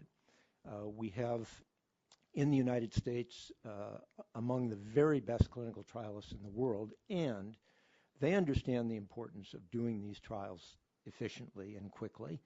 And we at the New England Journal understand the importance of publishing the results of these trials quickly and efficiently. We had problems with drugs and the concern about the delay of approval of drugs. So a number of years ago, when I was chairman of this subcommittee, we put into law that there would be a user fee that the manufacturers of the pharmaceuticals would pay, so that FDA can hire the personnel. I don't like that idea. I think this is a government function, and we ought to be willing to pay for essential government functions, and the FDA is one of those essential government functions. But there was no way we were going to get more appropriations. Now in the medical device area, we do not have a user fee. We're relying on the money that the government appropriates for the FDA. I'd be interested if anybody on this panel thinks it's appropriate, given your concerns, that we reduce FDA's money. I think the Republicans are proposing to reduce FDA by $250 million, which would make them less able to approve drugs and devices and to do the other things that they need to do, like food safety. Does anybody think it's a good idea to reduce the funding for FDA? Yes, I do, because I don't think that the FDA is the organization as itself is functioning as efficiently as it could be, because you think they should be. I only have a limited amount. I have the time now, and I only have a limited amount. So you think they should be because FDA is not doing a good job. I want FDA to do a good job, but FDA's got to have the resources. There is a user fee, and there's a fight now how much money. And the right people.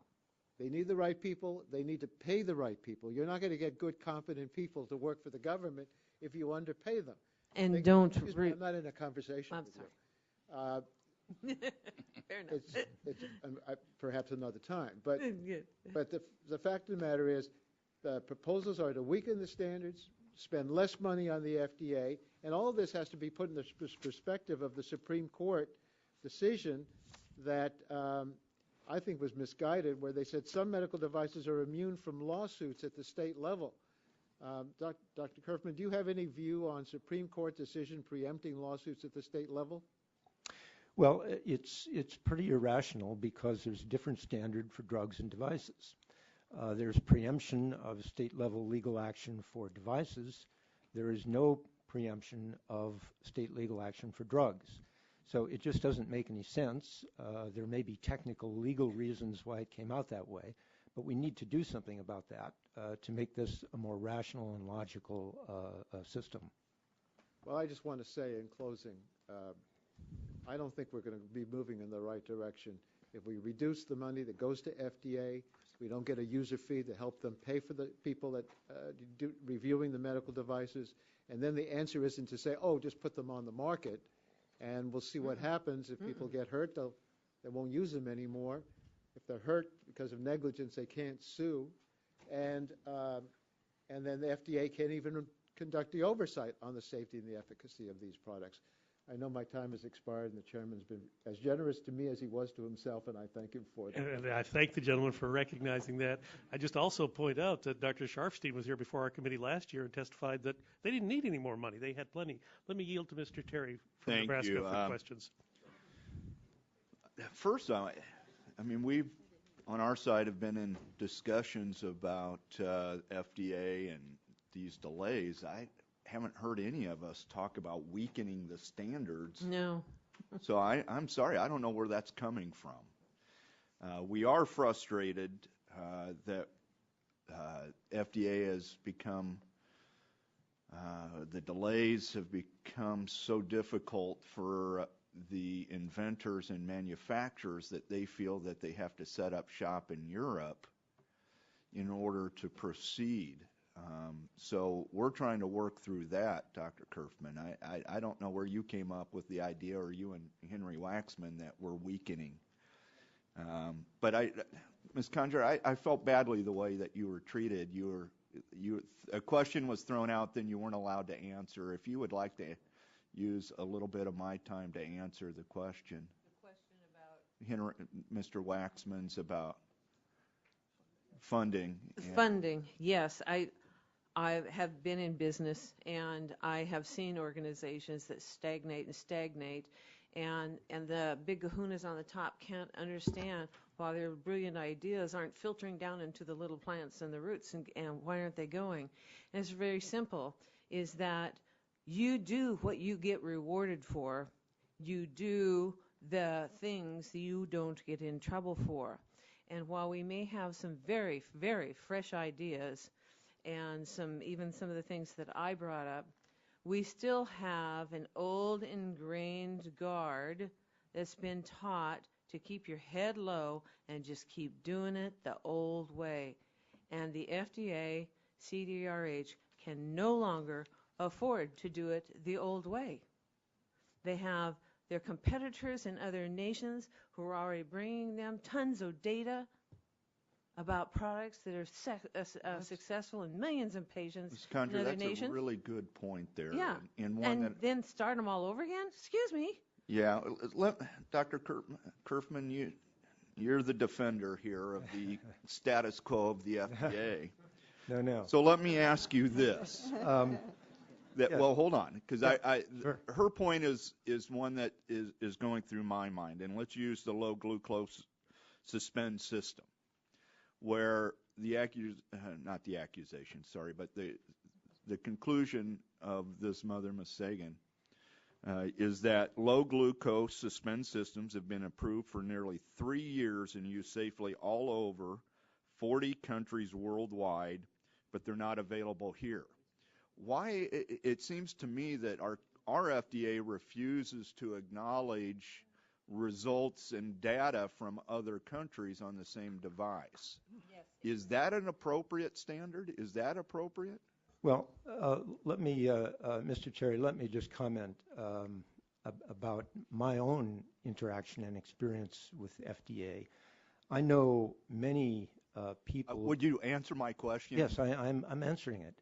I know many people who have served on advisory committees to the FDA, and they're highly expert. They're the best experts in the world. They're providing the very best advice that the FDA can get, the best advice anywhere in the world. And in the end, decisions about what devices are going to be put in the market have to be based on evidence, not on feelings, not on impressions. So are you it has to be based on evidence. Feelings and not real data? Data from anywhere needs to be judged on its merits, and that's what advisory committees do. And that's why the FDA brings in the very best people from the medical community, the scientific community, to make these judgments. and to evaluate the clinical trial data. With my 48 seconds left, let me ask you. And to see if it really supports. Well, I appreciate you trying to run out the clock here, but you were very critical of the European system of approval. Can you detail their inadequacies? Sure. I have several concerns about it. First of all, as you know, Mr. Terry, the European system is based on 76 private bodies, 76 in Europe, 6 in the UK, that make the decisions about which products go on the market. So it's very diverse. It's very spread. It's not a unified process. And there's a lot of inconsistency among these 82 private bodies that make these decisions. So that's one concern that I have. Inconsistency of standards across all of these regulatory bodies. Secondly, there's very little or almost no transparency to the approval process in Europe. The FDA has a beautiful website. All of the information about new devices and drugs is available there. Anybody can find it. It's available to the public. This is not true in Europe. And if you try to get information in Europe, they tell you that it's proprietary and you can't get it. The third, and I think of most concern, in Europe for Class 3 devices, these are the most complex medical devices. It is not necessary to show that that device is going to improve a person's health before it goes on the market. That is of great concern to me. We're living in an era now where outcome-based medicine is what it's all about. This is core to medicine and health today, to show that something improves a person's health. And that isn't a requirement for putting a device on the market in Europe. I think that's of great concern. The gentleman's time has expired. I see several people have their hands up, but we do need to go to the Chairman Emeritus of the full committee, Mr. Dingell, for questions. Thank you very much, Mr. Chairman. My questions are going to require a yes or no answer, and I'm sorry about that, but there's a very limited amount of time and a lot of questions to be asked. These questions will go to Dr. Kerfman. Your testimony references 2 examples of innovative devices that were approved without a clinical trial. As you know, new drug applications require clinical trials for approval. Do you believe that the 2 examples referenced in your testimony were inappropriate for the 510K process? Yes or no? Yes. Now, Doctor, there have been reports of some Class 3 devices being reclassified as Class 2 devices, allowing them to gain approval through the 510K process without need for clinical trials. In your work at New England Journal of Medicine, have you found this to be a common industry practice? Yes or no? Yes. Doctor, as you know, Class 3 devices are devices that by their nature should require a stricter review by FDA. These devices are often necessary to sustain the life of a patient and are in some instances implanted into the patient's body. Is it true that a device that goes through pre-market approval process can be approved based on a single clinical study? Yes or no? Generally, no. Generally, no. Do you believe, should they be approved on the basis of a single clinical trial? No. Do you believe that the clinical trial standards laid out by FDA in the pre-market approval process are rigorous enough to prove safety and effectiveness of Class 3 devices? Yes or no? Most often, yes. Do you believe that a single study is sufficient to approve a Class 3 device? Yes or no? No. As you know, device manufacturers are required to conduct post-market surveillance. Do you believe that the current post-market surveillance requirements are adequate? Yes or no? No, but they're getting better. So you think that's something we ought to have a look at? Indeed. Now, Doctor, do you believe that the device manufacturers have met the responsibility to conduct rigorous post-market surveillance to ensure the safety of their devices? Yes or no? No, that's a big problem. Your testimony references the EU medical device approval process, and the timelines to approval are only modestly shorter in the EU. how much shorter is the timelines for approval? Can you give us some kind of a horseback guess on that? Depending on what you're measuring, it can be a few months to a year. In the lifespan of a drug or a device, that is a small fraction of the total. Now, as you know, the standards for approval in the U.S. and EU are different. Do you believe that the EU approval process adequately takes into consideration the success of a device in treating a patient? Yes, or no? No. Do you believe that the approval process in the EU is transparent to the public when approving devices for use? Yes or no? No. Should be more transparent, should it not? Much more transparent, yes. Now, and thank you very much for this. This goes to Dr. Fischel and Dr. Yanchalev. I'd like to end my questions with you regarding your experience with FDA regarding the medical device approval process. Please, again, answer yes or no. Are you working with the FDA review staff and the approvals of your device? Did you find that the FDA review staff was responsive to questions or concerns? Yes or no? No. All right. Now, were the requirements for the approval of your device made clear to you by the FDA review staff in the beginning? Yes or no? No.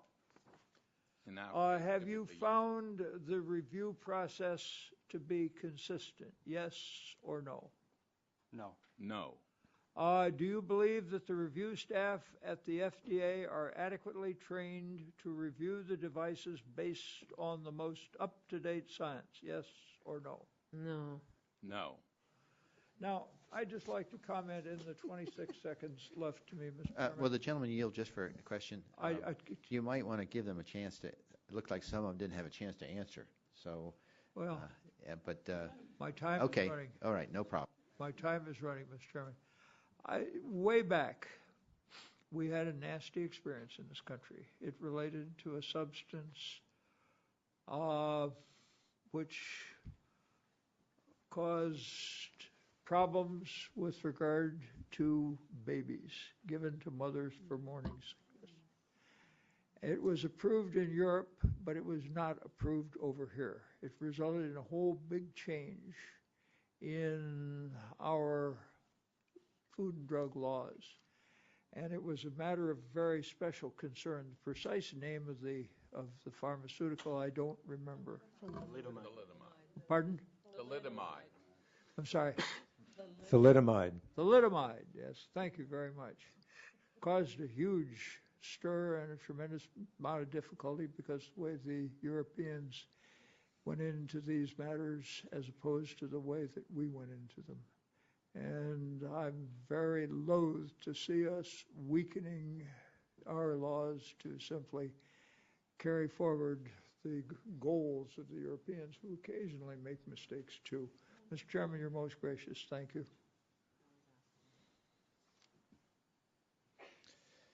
Gentleman yields back. I'd like to put into the record, the gentlelady, the ranking member, has asked the supplemental memorandum July 20th, put into record by unanimous consent, so ordered. Lee Terry wanted to put this New York Times article in, the medical treatment out of reach, so ordered. Then I have a 510K survey results, researchers from Northwestern University into the record. The Northwestern researchers surveyed more than 350 medical devices development specialists on their experience with FDA and medical device review process compared with that of the European Union. And they showed that 2/3 of the small medical device and diagnostic companies are obtaining clearance for new products in Europe first. And the survey shows that 76% of the respondents said preparation requirements for 510K submission were uncertain or unclear. And I think this is a good study to be part of the record.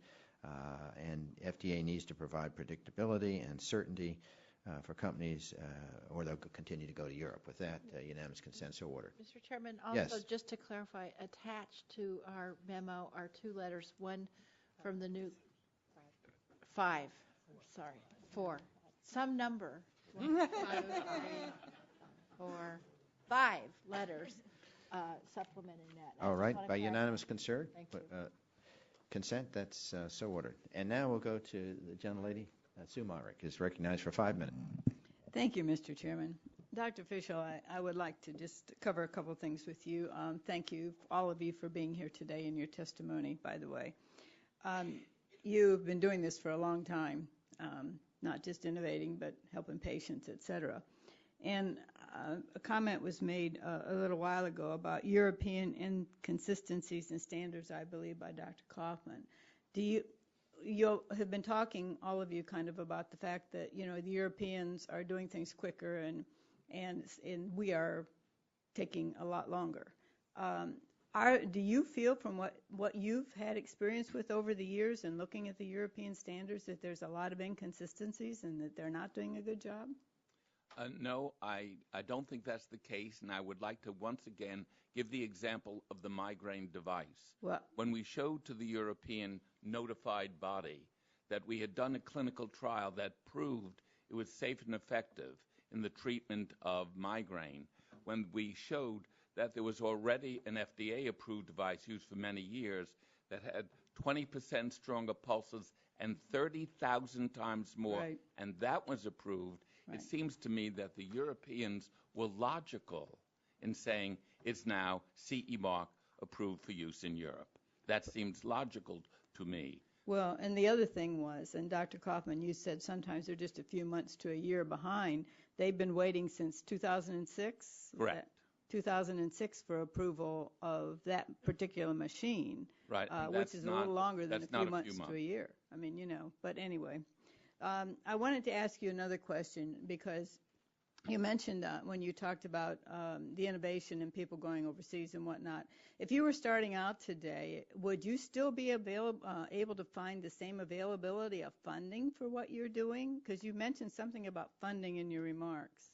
We have a month ago, a venture capitalist said they would not give us the last money we need to get this product approved, the migraine product in the U.S., because of the FDA approval process is so risky that they would not risk the capital. We've worked with VCs over many years, and we were well funded to do our stents, to do our defibrillator, pacer. They are no longer funding us. It is a real struggle now to get the funds, to do the innovation, to make the jobs in America, because the FDA has scared the venture capitalists. Well, and that brings me to another point. We've got over 40 device manufacturers in Charlotte alone, where I'm from. North Carolina has a tremendous number because of all the medical there, you know, of device manufacturers, which is creating jobs. They pay well, and, you know, the delays in approval are keeping these jobs from being created here in America. And so, you know, to me, this has a tremendous impact on what's happening here, what the FDA does, relative to us being able to create those jobs that are obviously being created in other countries instead of here. So I just... You know, our migraine company only has 12 people employed, and yet we're now hiring people in Europe to get it out into the population there. That doesn't make an American happy. No, it doesn't make any of us happy, very frankly. Ms. Conger, I'd like to ask you, because of, you know, we know the job of FDA is to make things safe. None of us are trying to say you shouldn't have safe devices and they should be effective. But they're supposed to also foster innovation. And just from your perspective, what do you think the balance should be between those two and how the FDA is running?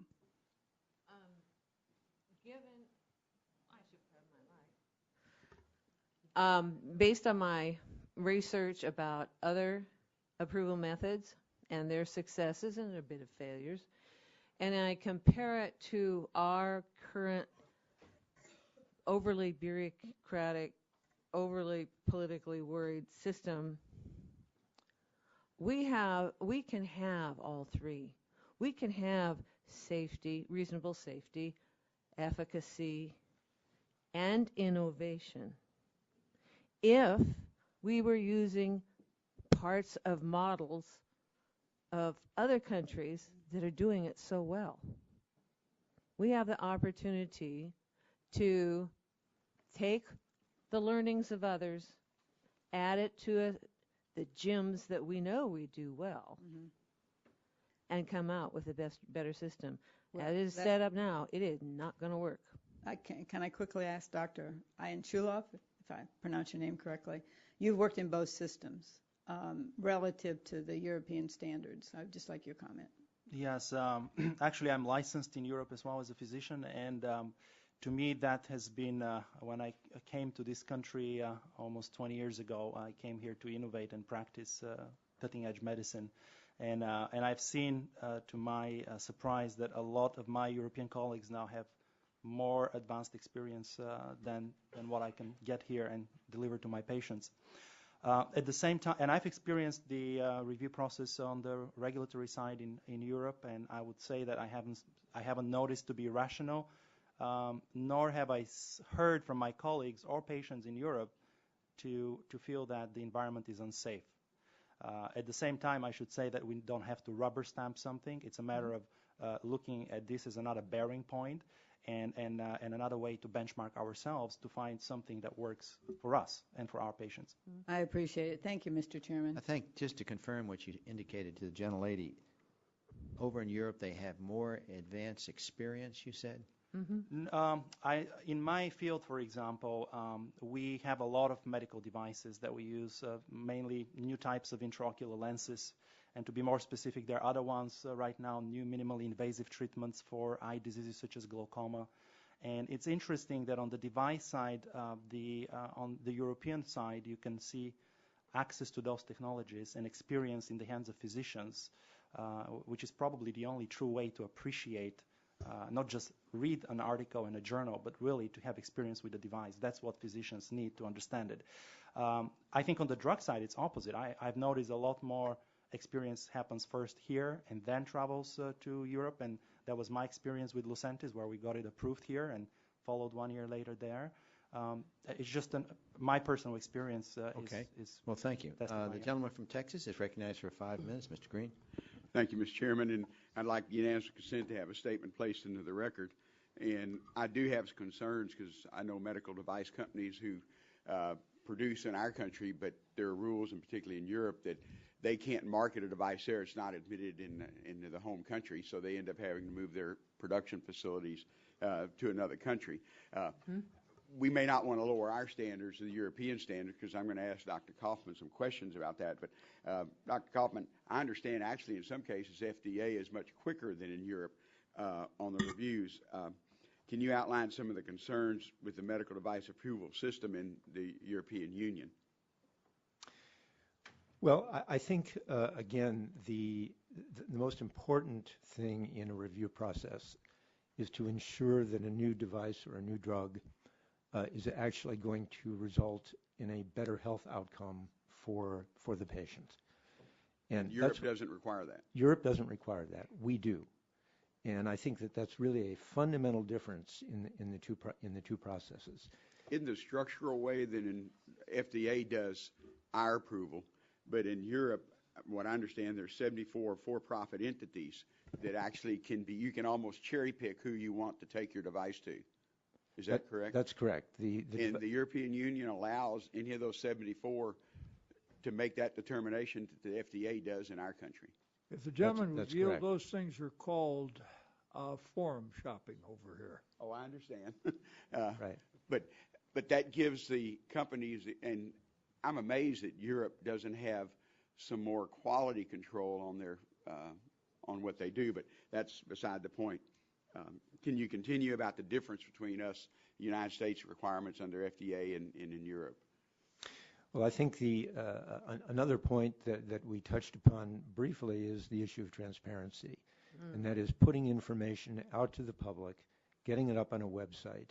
The FDA does a beautiful job of that. The FDA's website is highly sophisticated, very deep in information. So that doesn't exist in Europe. Is it, in our country, if someone's wanting to use a device, it's available, the information from the FDA, because it's public record. That's correct. But those 74 entities, I understood from earlier testimony that that's proprietary information. That's proprietary information, and there's no information about how the decisions are being made, what the process was, who the people were who were involved in making those regulatory decisions. And the FDA, that's all very transparent. You know exactly who did what. Well, I understood a statement earlier, and you wouldn't believe it from our panel today, but that the FDA is actually faster than the European Union on devices. Do we have a percentage, or has anyone looked at that? And if somebody has some other, I want to hear Dr. Kaufman first because he's in the business right now. But is that information that's readily available? I would imagine that the Dr. Shuren would have that information, probably more than I would. Well, Mr. Chairman, hopefully we can get that. Again, it sounds like we're comparing apples and oranges, and with the results. But I would, but if you can't testify that, let me. What are the problems with abandoning the effectiveness criteria for medical device approval and moving to the European standard? Well, in medicine and healthcare today in the United States, we talk about evidence-based medicine. This is the core of our process in finding new therapies. New therapies need to be supported by real evidence, by clinical trials, by scientific data, not just casual impressions that they worked in that patient, so they'll work in every patient, but real solid clinical trials. And doing clinical trials is very difficult, but we've gotten in the United States very good at it. It has become a very refined science so that we can get very good and precise answers to these questions about whether new drugs and devices really work by helping people's health. We can do that today. I only have about 26 seconds. In Europe, if I was a medical device company and hired one of those entities, those for-profit entities, to do it, that patient wouldn't be able to know anything about how the clinical trials went. Is that proprietary information in Europe? Yes, not only the patient, but physicians. Nobody would really know that. There's no way to get it. And if you try to get it, they simply say it's proprietary information, we won't release it. It's astonishing that would be allowed to happen because it's so strikingly different here. Thank you, Mr. Chairman. Mr. Chairman, I feel compelled to be able to make a statement. I'm sorry.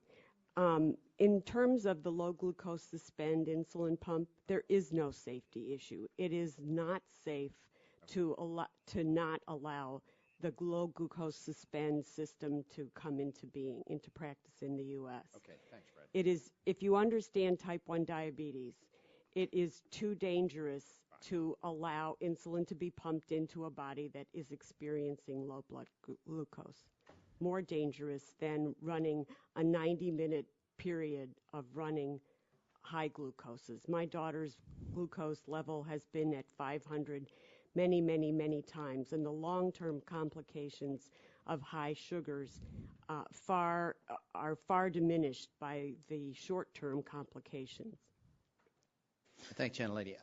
We have a request that we recess our committee. We are doing some votes in another subcommittee, and the chairman has asked that I recess the committee temporarily so that all members could go to this other committee. So with your indulgence and forbearance, I would appreciate your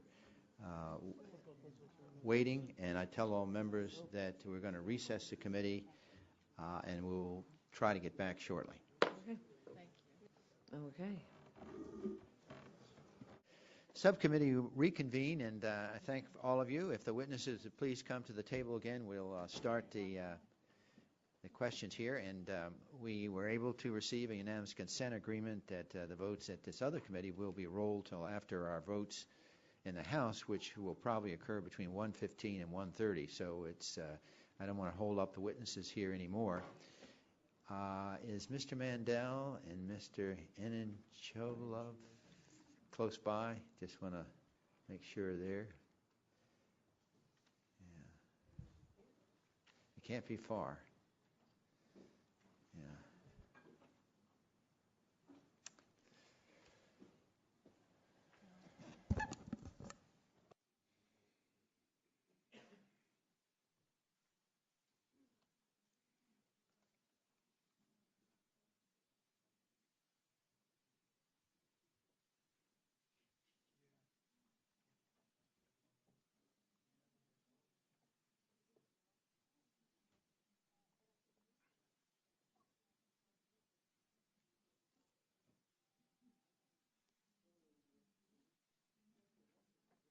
I think under the time constraints we have, I think we'll start with the gentleman from Georgia, Ms. Gingrey, for questions, and we'll just keep moving forward here.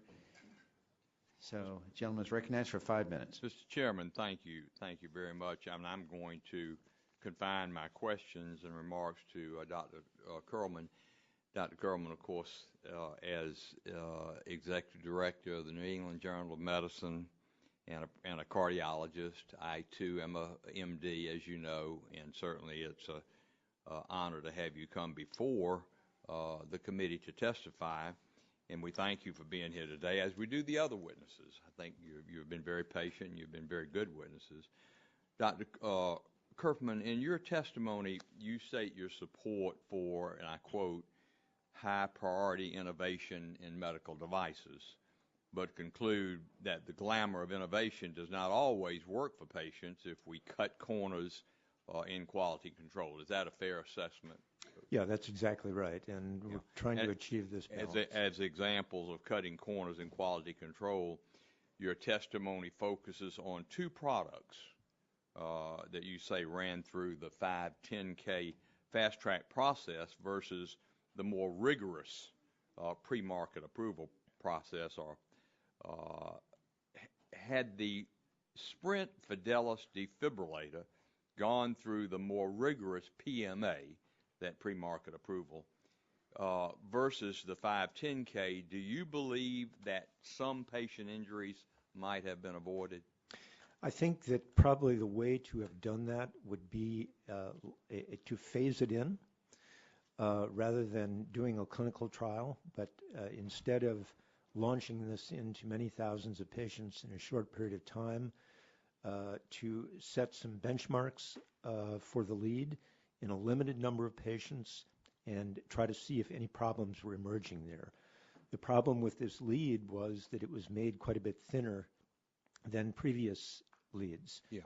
And it was in your testimony, you said that approval process of Medtronic's Sprint Fidelis lead was fast-tracked. It was through that 510K process. Yes, okay. Yeah, there was no clinical testing. So what I'd propose is that there be some clinical testing. Right. Well, I understand that. And in a limited number of patients. I want to ask you this because I'm holding in my hand a PMA record, pre-market approval record, number P920015 for the Medtronic Sprint Fidelis lead, dated 2007, which in fact means that the Sprint Fidelis product did go through the more rigorous PMA supplement process and not the 510K as your testimony suggests. Are you aware that your testimony on this is factually wrong? I don't think it's wrong. I'd have to. Here it is. No, well, I'd have to. I mean, let me. That's a piece of paper, but let me just follow up on that, and maybe you can check your notes, or maybe talk with your secretary or whomever gave you that misinformation. Your testimony also cites the federal preemption for medical devices that prevented U.S. patients from suing Medtronic. Doctor, the federal preemption for medical devices only applies to Class 3 products that go through the PMA process, not those that go through the 510K. The fact that this reality did not raise a red flag for you when drafting and reviewing your testimony here today is troubling, to say the least. The second example you cite in your testimony as proof of 510K failure is this metal-on-metal hip. Dr. Kerfman, the Safe Medical Devices Act of 1990 directed the FDA, and I'll say that again, this act directed the FDA to review certain Class 3 devices and to ascertain whether they should be reclassified and go through this pre-market approval process, so-called PMA, as I held up on the other one with Medtronic. One of these devices is the metal-on-metal hip. Yet 20 years later, the FDA has yet to conduct a review. So it appears that the failure of this product, it's not due to a 510K process, but to regulatory inaction by our own FDA. So, Dr. Kerfman, do you believe that the FDA should follow the direction of Congress and implement the Safe Medical Devices Act of 1990 in order to better protect patient safety? Well, I think that it is important for some of these previously approved devices to be looked at again. And indeed, that's what the 1990 I would support that. Act called for. That's correct. Yeah, exactly. So I think that it should be done selectively, but I think that some of these previously approved devices do need to have another look. Well, absolutely, and I agree with you completely, Dr. Kerfman, and I think we could have avoided some huge problems if that had been done. Both instances you cite to support the failure of this 510K, the fast-track process, appear to be either inaccurate or factually incorrect. And with all due respect, these inaccuracies call into question, I hate to say it, but, you know, as distinguished a doctor and executive editor of one of our most distinguished medical journals, the New England Journal of Medicine, these little simple inaccuracies call into question what you describe as your careful analysis of these two studies you reference in your testimony. Oh, no, I disagree, Dr. Gingrey. I think that everything that I've said is accurate. I'd point out to you that the Sprint Fidelis lead was removed from the market in 2007. This document that you've given me is dated 2007. So something doesn't quite add up here. It was pulled from the market in 2007 by Medtronic. So I'm not sure what this document means. I would be happy. I think my time has expired. Your time has expired. Doctor, I would be happy to have you follow up with written testimony to the committee. Be happy to do that. I think the gentleman from Georgia. If there's some corrections that you'd like to put into the record, we'd be glad to put that into the record. And happy to do that. Dr. Gingrey, if you feel comfortable, you could also ask him questions, and we can ask him to reply for our record, too. With that, recognize Ms. Thank you, Christensen, Mr. Chairman. for 5 minutes. Thank you, Mr. Chairman, and I want to thank the panelists, especially those who are patients or representing patients. I think everyone up here felt your pain. And just before I ask my question, I just wanted to say that I understand that despite all of the comparisons between Europe and the U.S., I still understand that the U.S.-based companies dominate the industry globally, medical device industry. And it's also interesting to note that the medical device industry is one of the few sectors with a positive trade balance today in our struggling economy. So we got just a little balance. Dr. Kerfman, seems like you're getting all of the questions today. I would like to ask you about the effect of regulation on innovation within the medical device technology field. In your written testimony, you stated that innovation is essential, I'm quoting you here, innovation is essential to the future of our nation's health, but innovative medical products cannot succeed unless they're both effective and safe. Can you explain how innovation in the medical field is fostered by sensible quality safeguards? Yes, thank you, Dr. Christensen. I think that real innovation needs to involve products that in which the efficacy has been clearly demonstrated and the safety has been clearly demonstrated. Otherwise, it's not real innovation.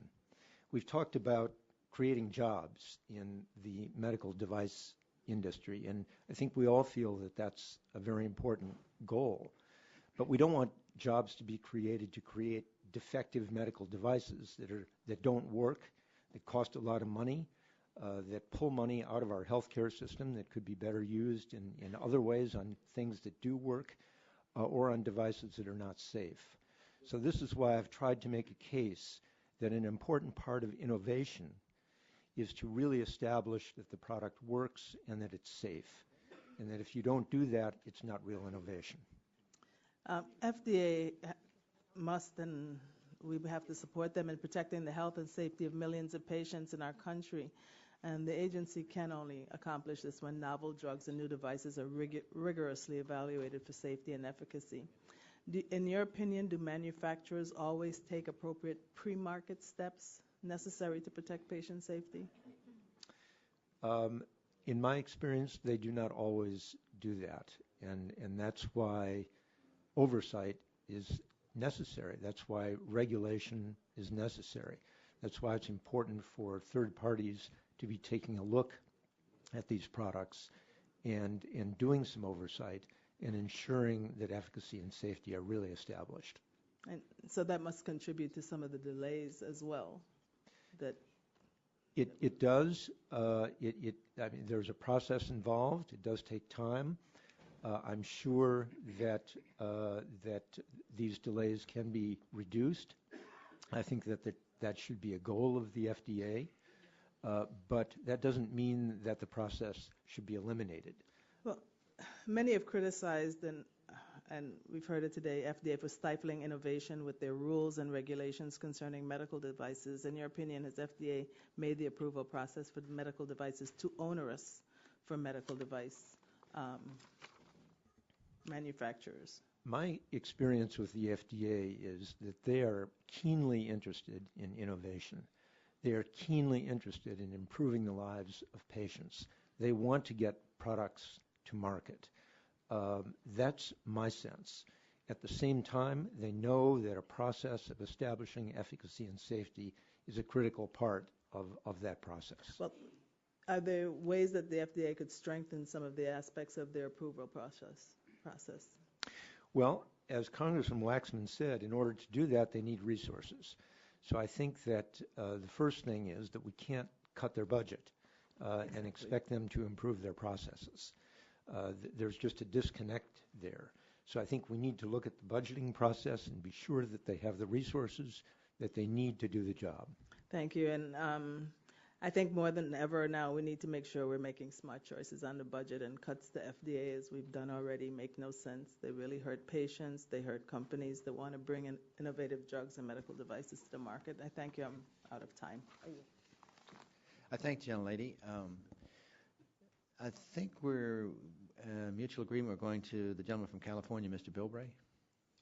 Recognized for 5 minutes. Thank you, and I appreciate the doctor's questions. I think the delegate from the Virgin Islands has a background here, and as she knows, we've got some indicator species here, as we say in the environmental community, that are not being observed, and that is the venture capital that goes into this innovative technology. It's not, by the time it gets to the FDA, it's at the end of the line. And I just want to say right now, July 11, everybody's put on notice, 50% of the venture capital investment in medical devices and research is dropped off in my region. Now that's the krill of medical breakthroughs. And when the krill dies, in a few years, you're going to say, well, what happened? Why isn't there any new information? Because the big guys use that krill to feed on them and getting up there. So there is a concern here that we may be contributing to the extinction of a species that we take for granted, but it's essential in the food chain of medical breakthroughs. Dr. Krofman, I've got a question for you. Do you believe the defibrillators that we've got out in the public are as effective in the hands of a layman as they would be in a trained physician? You're talking now about defibrillators. The defibrillators and the manually? Manual defibrillators. Well, the automatic external defibrillators can be operated by a layperson with only a small amount of training. Now, they're designed to do that, and they can certainly be life-saving. But they can be life-saving. We agree with that. But do Yes. you think that they're just as effective in a layman's hands as it would be in a trained cardiologist? Well, you need some training to use these. They're not totally intuitive. If you've never used one, you're going to have to figure it out. They're certainly a lot easier than older ones. Do you have any idea how long it took us to finally approve this and get it out in the field? Well, it took some years, yes. Okay. I mean, do we have any idea of how many people died of cardiac arrest in public during that period? We don't have any idea at all, but we can only imagine. I've just got to say, we talk about the morning sickness medicine of the 50s that caused birth defects.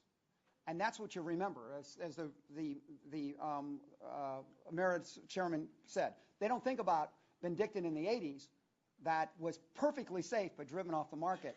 And a lot of it was because you remember the stuff when it goes bad, but you don't think about all the savings. And I think we'll all agree. Aspirin, classic example. Hundreds of people die every year, and it's probably done more to help with health of probably any device. Right. My question is this. When we talk about the device that Mr. Mandel talked about, and with 3% increase annually in child melanoma, annually since the 70s, we've got a device that physicians could use that may help in that application. But because it cannot be proven to be as effective as a dermatologist, don't you think we've got to start talking about reality that early detection is the most essential part of survival in melanoma? Wouldn't you agree? Absolutely. Then why would we say that we do not want to give a device to general practitioners that see the overwhelming majority of children? Why would we as an agency say this should only be used at the back end of the process, dermatologists, after the general practitioner has sent them over? Like any device, the efficacy needs to be established. This is a device where there are probably not going to be any safety issues, but there are efficacy issues. It's a device that costs money. It has to be shown to be accurate. Costs money. It has to be accurate. It has to work. And it has to be shown to work. But I understand. And the evidence has to be there. And if you don't have the evidence, you can't just approve the device. But if you have evidence to apply... You need the evidence. And you need the evidence in a real clinical study. Excuse me, but if the technology works for a dermatologist, okay? Who says? Well... I mean, that's the point of doing clinical studies. And okay... to get the evidence. Let's back up then. The same clinical studies that say you applied, why would you shift it? If it works good for a dermatologist and it works, why would a bureaucracy, why would a government agency say, we don't want this to be applied at the general practitioners? We're going to make a judgment call that we want it to be applied for dermatologists.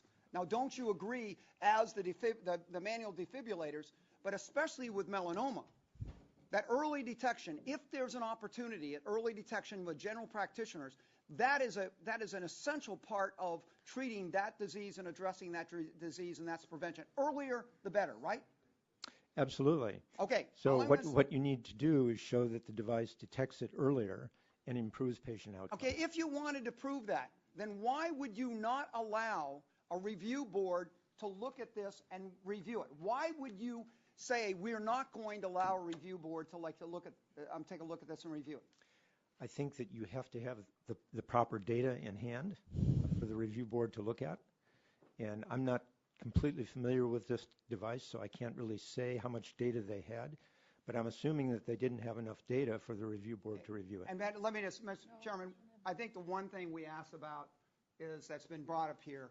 Do you agree that we had a great success in the 90s with AIDS by allowing patients to sit on the review boards? Do you think that diabetics and cancer patients should have the same opportunity that AIDS in this century as we gave in the last century to AIDS patients?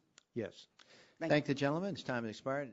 The panel, we're going to ask one more, 5 minutes, and then you'll be excused, so we'll finish up your patience. Mr. Griffin's recognized for 5 minutes. Thank you, Mr. Chairman. I would like to yield 3 minutes of my 5 minutes to Mr. Gingrey and then 2 minutes to Mr. Lance. So ordered. I thank the gentleman for yielding time to me. I wanted to, during the last discussion when my 5 minutes expired and I was talking with Dr. Kerfman, I had a question for Mr.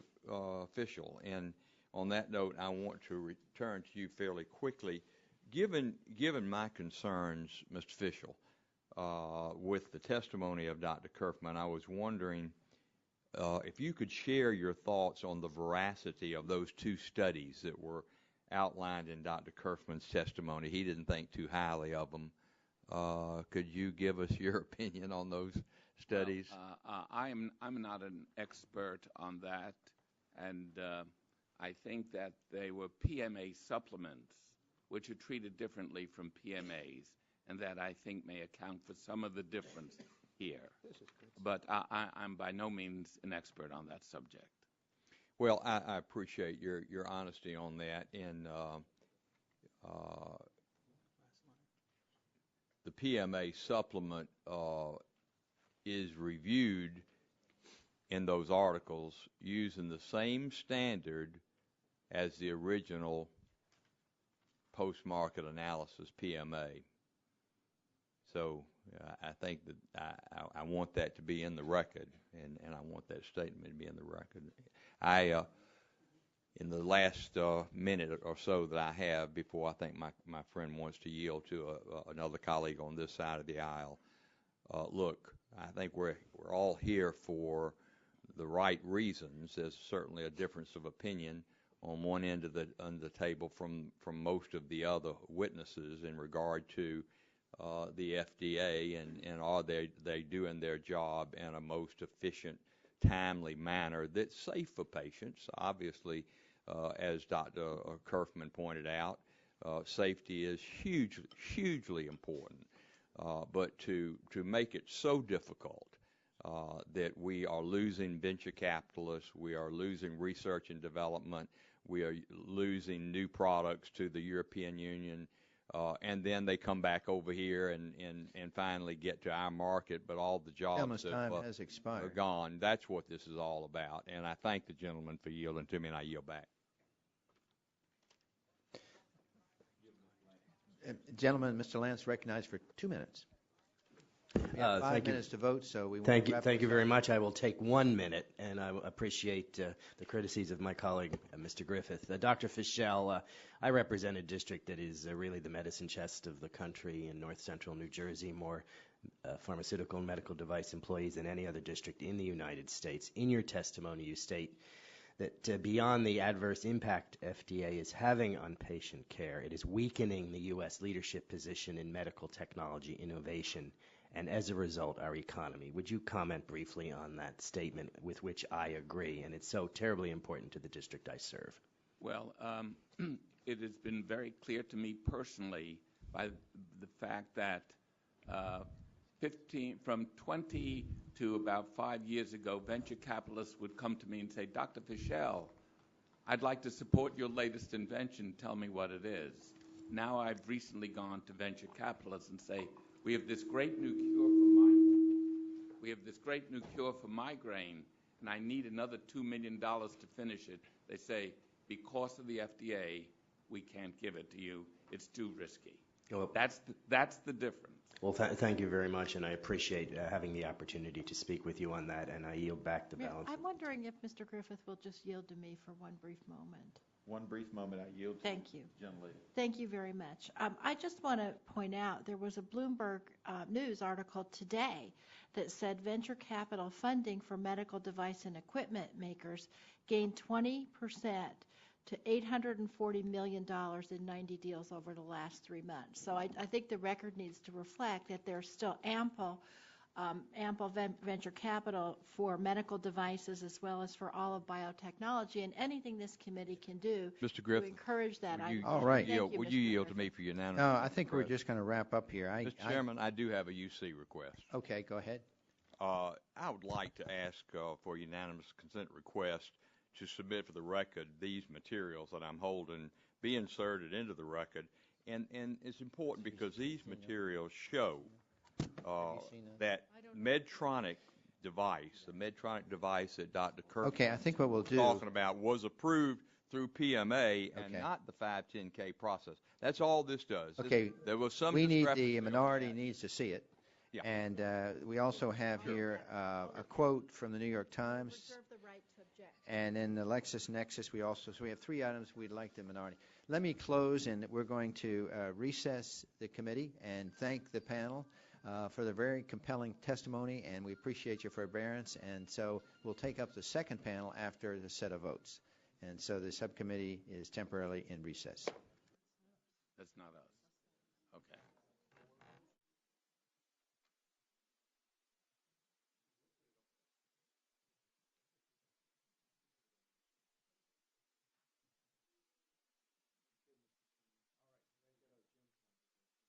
We're ready to go. Okay. Thank you, Mr. Waxman. The subcommittee will come to order, and now we will proceed to our second panel. And Dr. Shuren, you've been very patient with us, and we appreciate that. And we're glad to have Mr. Waxman with us as we proceed to the second panel. And with that, I will swear you in. Let me start by saying you're aware that the committee is holding an investigative hearing, and when doing so has had the practice of taking testimony under oath. Do you have any objection to testifying under oath? I do not. The chair then advises you that under the rules of the House and rules of the committee, you're entitled to be advised by counsel.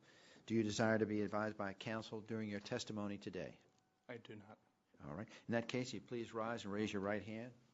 I'll swear you in. Do you swear to tell the testimony that the testimony you're about to give is the truth, the whole truth, and nothing but the truth, but so help you God? I do. Okay. You're now under oath and subject to the penalties set forth in Title 18, Section 1001 of the United States Code. You may now give a 5-minute summary of your written statement. It'll be part of the record. Proceed. Thank you. Mr. Chairman and members of the subcommittee, I'm Dr. Jeff Shuren, Director, Center for Devices and Radiological Health, or CDRH, at the Food and Drug Administration.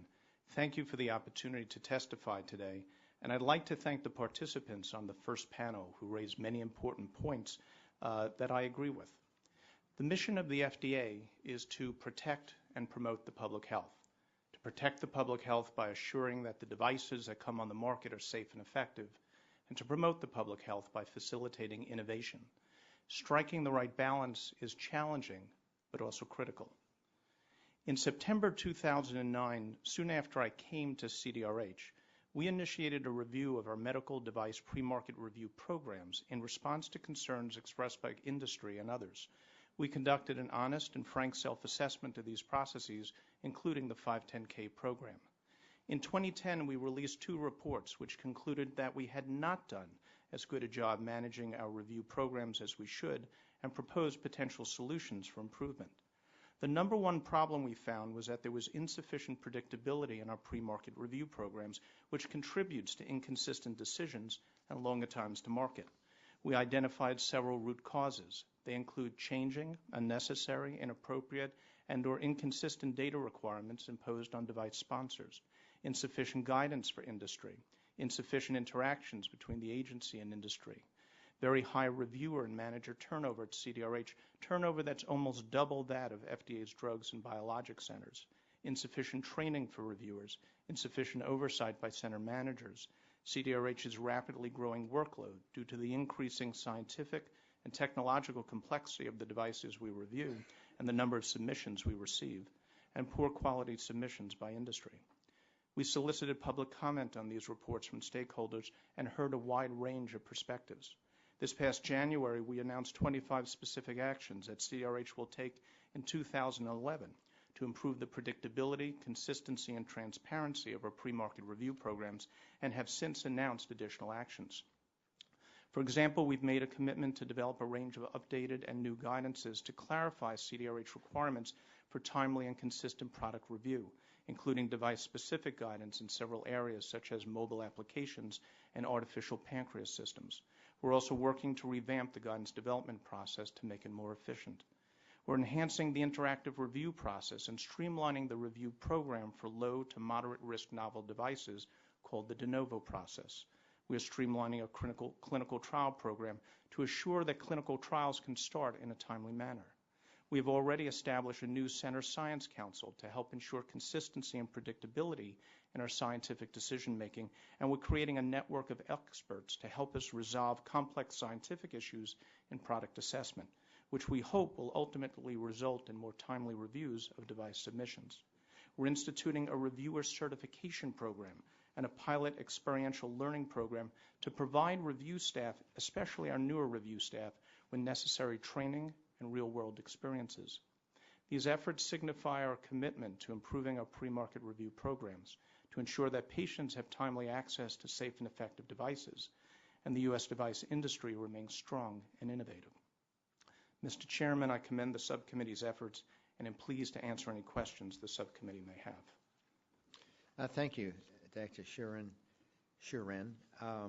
Just so there's no lingering uncertainty, with respect to Medtronic Sprint Fidelis approval that was discussed on the first panel, I think you were here to listen to that.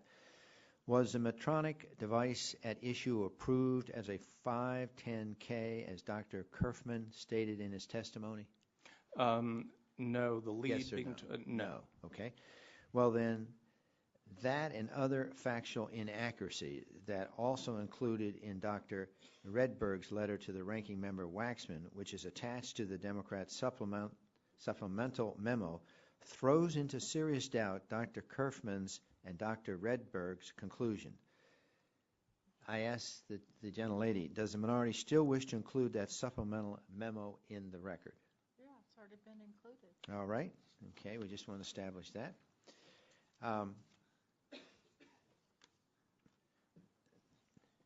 Dr. Sherman, you've been at the FDA not just the 2 years in its present position. How many years were you before that?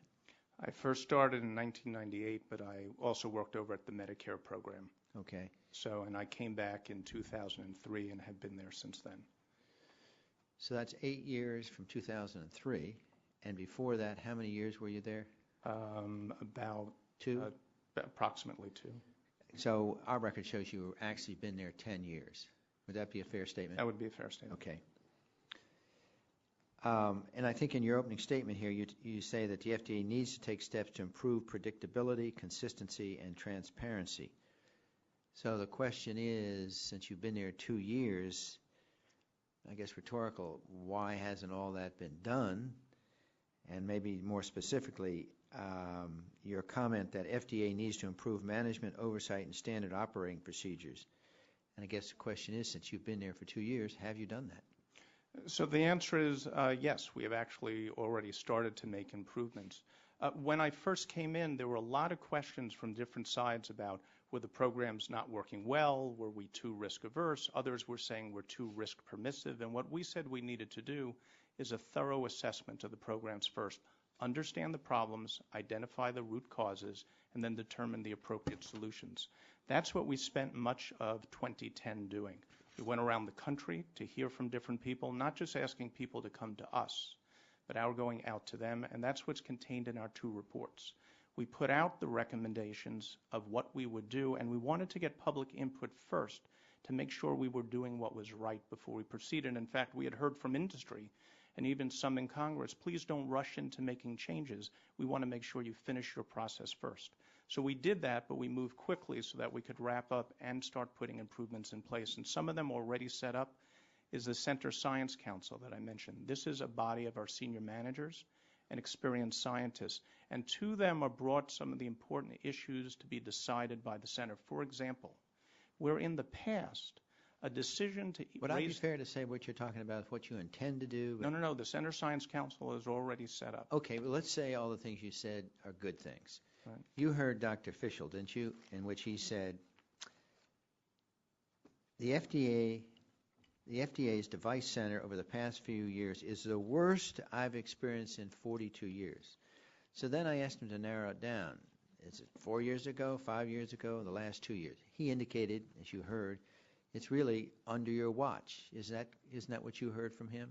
That's what I heard from him. Okay. So we both agree that's what he said. So under your watch, here is a very competent inventor of the United States award, 200 patents in Europe and the United States. He said it's the worst experience he's seen in 2 years. Do you agree with him? No, I don't think we are the worst in terms of running the center. I do think in terms of performance, we have seen performance worsen. So performance has worsened in the last 2 years? Yeah. No, it has, but it started before then. If I could show you, actually I can show you the data if you'd like to see it. First off, if you would just go to chart number 4. Okay, so he's saying, in his opinion, it's worse. You heard him say, you're saying, in a sense, that it has been bad, but it's not the worst. Well, but you agree the last 2 years are bad. What I'd like to explain is that performance has gotten worse, but I think some things are actually now starting to improve. For example, if you look at the chart here, this is for 510Ks. When we have deficient applications or we have questions, we send out what's called an additional information letter. If you look at the chart here, the percent of 510Ks that we are sending letters out on actually started to increase in 2002. If you next put up the chart for number 2, you'll actually see our performance on 510Ks over time. And what I want to lay out for you is that there have been issues here going on many years that have been increasing. So what you'll see on the chart here is our average time for decision. The top line is what we call total time. This is the time it takes FDA and the time it takes industry. The middle line is FDA's performance. The bottom line is industry time. What you'll see here is that starting in 2005, total time is going up. In fact, if you overlaid even our first chart, which you don't have to do, but from 2002, recall those letters going up? Now watch industry time going up, and then followed after it while our performance started to improve, total time goes up. If you look at the very end, and the numbers at the end are not done yet, the applications we're looking at the very end shows 2010. So your opinion, things are changing. I think that's things your are argument. starting. That's what I'm trying to say. Is things are starting to change. We have a long way to go. Long way to go. But you do admit that the last 2 years have been not as, shall we say, competent and. No, I wouldn't say that. I think for some indicators in terms of times, okay. Those numbers Let me go get up, to this quote here. Is FDA Commissioner Hamburg your boss? Yes. Okay. You have said that the level of criticism the Device Center has received has only compounded the problem. FDA Commissioner Hamburg, however, acknowledged last week that much of the criticism was deserved. End quote. Has Commissioner Hamburg expressed this concern to you, yes or no? Yes, we've been at this. If so, when did he give you that criticism? When did she give that criticism to you? For over the past year, we have been aware of the concerns. So she's criticized for the last year to you. Is that correct? What she's conveying is the criticism she has heard from others, and that she and I both agree with, that many of the concerns raised are accurate. Did she specifically tell you to do something about it after she gave this criticism to you? I started to do something about it from the day I hit the center. I hadn't heard of these and known about the problems before I ever took on my job. And one of the very first things I did when I started was to announce, we need to look at this. In fact, when I first started the job, I was acting. I didn't know I would be permanent. And I told the commissioner, look, if you're going to give me this job, I'm not going to be here and just be a guardian. There are things we need to do, and this is one of the things we need to do. We need to get to the bottom of what the problems are, and I asked permission to do that and was told, yes, you can proceed. I think my only concluding comment is, from our perspective, it looks like you're on the go right now, but you weren't necessarily on the go 2 years ago, and we have this lag of which Dr. Fischel has talked about, and which a lot of our people in the first panel just complained about, and so you heard them. So my time has expired. The gentlelady from Colorado is recognized for 5 minutes.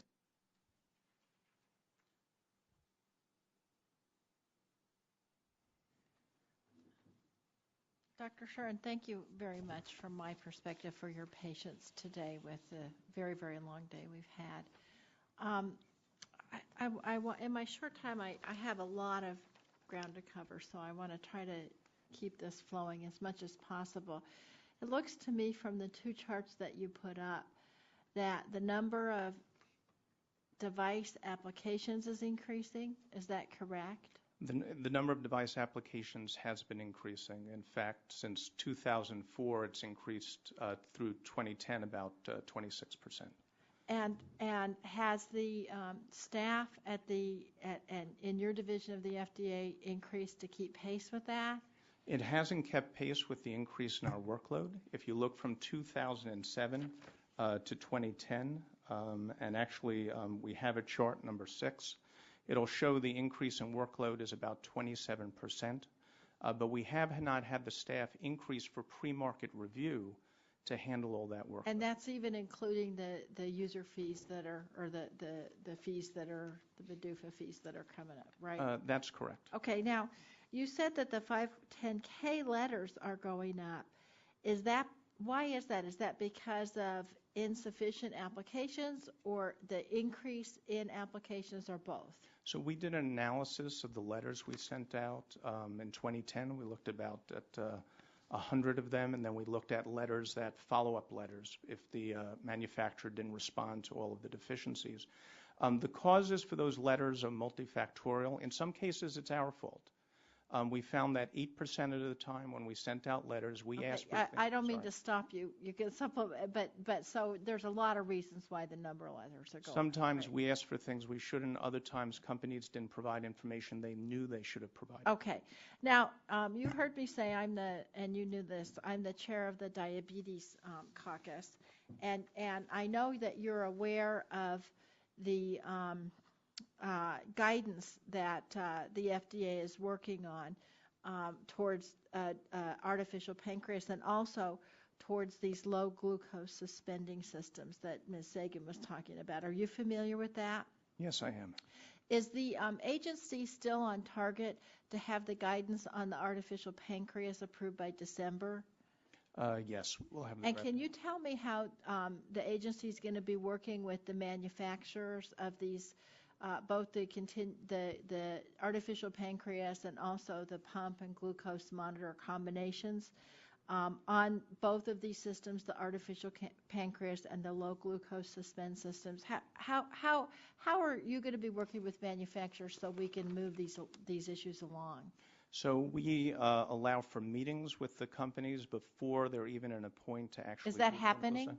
Yes, we do meet with companies, and when we actually deal with the clinical trial, we've set out for an interactive review, so there's a rapid turnaround. In fact, for one company right now, I just got told by the head of my artificial pancreas group, he's spoken with the company 5 times this week. Okay, good. So you feel like we're on track with all of those systems, because that's important to a lot of us.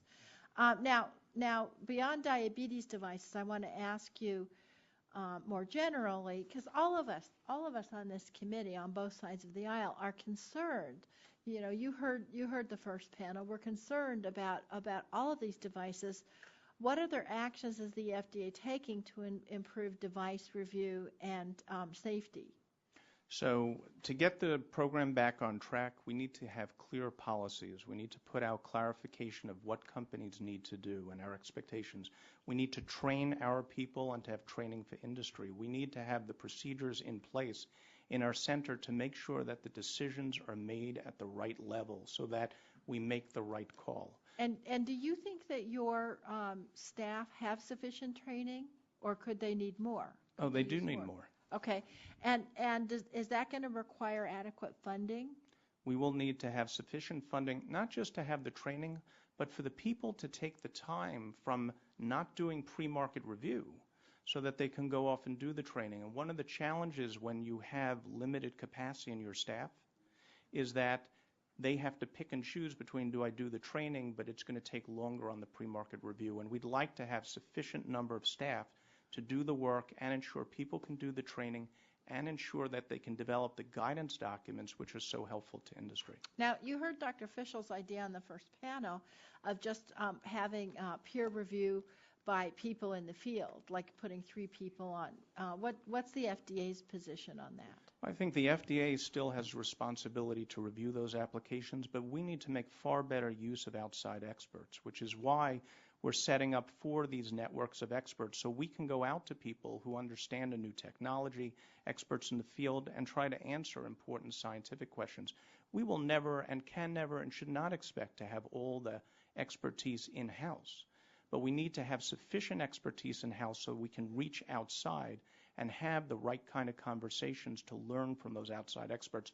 I'm a neurologist. I can talk to another neurologist. You're not going to send me out to talk to an orthopedist. Okay, thank you, Doctor. Dr. Burgess, recognized for 5 minutes. Submit for the record that no one can talk to an orthopedist. My brother's an orthopedist, and I agree with you. Dr. Sharon, you've been very good to speak to me several occasions about some of these problems, and we've talked about some of the issues regarding the FDA's regulation, your regulation of laboratory-developed tests. Of course, we already have the CLIA structure in place that does that regulation currently. If we're going to talk about improved safety standards, but thousands of new tests and many more coming down the pipeline, how do you propose that FDA, if it's going to take on this task and take it away from CLIA, how do you propose to be able to do that with all the other stuff that you've got to do? Well, first off, CLIA doesn't get to the oversight of the tests. It gets more to the quality of the laboratory and the ability of the laboratory to perform those tests, whereas the FDA handles the safety and effectiveness of the test. We have been looking at how could we handle that workload if it were to come in, and that's why any policy we would put out would be phased in over time to try to address incoming workload. Secondly, we would be looking at leveraging our third-party review program we already have to help on reviewing some of the lower-risk devices. And in addition, we look at some of the tests to say, with experience, maybe we don't need to look at them pre-market. We can down-classify them, and in fact, just the other week, we down-classified 30 devices that we no longer will be asking for pre-market review on. Well, I appreciate you being here while we heard the testimony from all the panelists, because I do think it was important that you hear that. I mean, this is the type of thing that we hear in our offices, or I hear in my office, week in and week out. We've got this thing, we've got this stuff, we've got this test, and it's been in the pipeline for 3 years, 5 years, 17 years, and we're no closer today than we were when we started. So I think it was important that you heard and felt some of that frustration. And you and I have talked about some of these things specifically in the past. At some point, I would like to know what we have done at the FDA to improve that process. But can you give us any idea of the volume of work that is there bottled up at the FDA right now? Well, if you put everybody at every desk and said, no holidays, you don't even get to go home at night till all this work is finished, would your current staff stop it? Would you be able to get that done? No, actually, not all. Since the trial lawyer next to me brought it up, if this were a plaintiff's firm and this were a product liability suit or a class action suit, they would have no trouble sifting through a whole basement full of data, digitizing it and getting it available to their attorneys in a relatively short period of time. They would hire enough people to get that done because it would be important to them. And what it suggests to me is this is not important to the FDA. No, it is important to us, and if I had the ability to hire more people, I would do so. And we can push our people. I can chain my people to their desk 24/7, but it's not like I have one case before me. I have a growing workload, and it doesn't go away. Now, what about Mr. Waxman brought up the issue of funding, but it looks like from the information that we have with the user fee tax that's out there that your funding has significantly increased over time. So Dr. Sharfstein said he had plenty of money when I asked him that question a year ago. Are you telling us differently today? I think, and I'm very happy to go back to the record, I think what Dr. Sharfstein was saying is that resources alone was not enough to handle, and I think it was in the context of globalization. But we do need adequate resources. But let me be clear, resources are not the only thing at issue here. There is a lot of things at the center that need to be fixed. We know what the problems are, we know what to do, and we're on it. We're already making changes.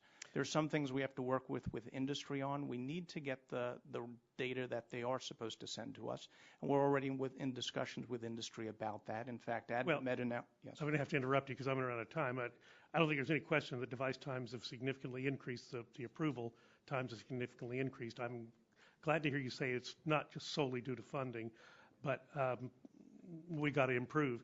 Now, Michael Mandel was here on our panel earlier. He was from the Progressive Policy Institute, and he had a story to tell about this Mila find. And do you think that the FDA was impeding the implementation of being able to use this device that he was describing?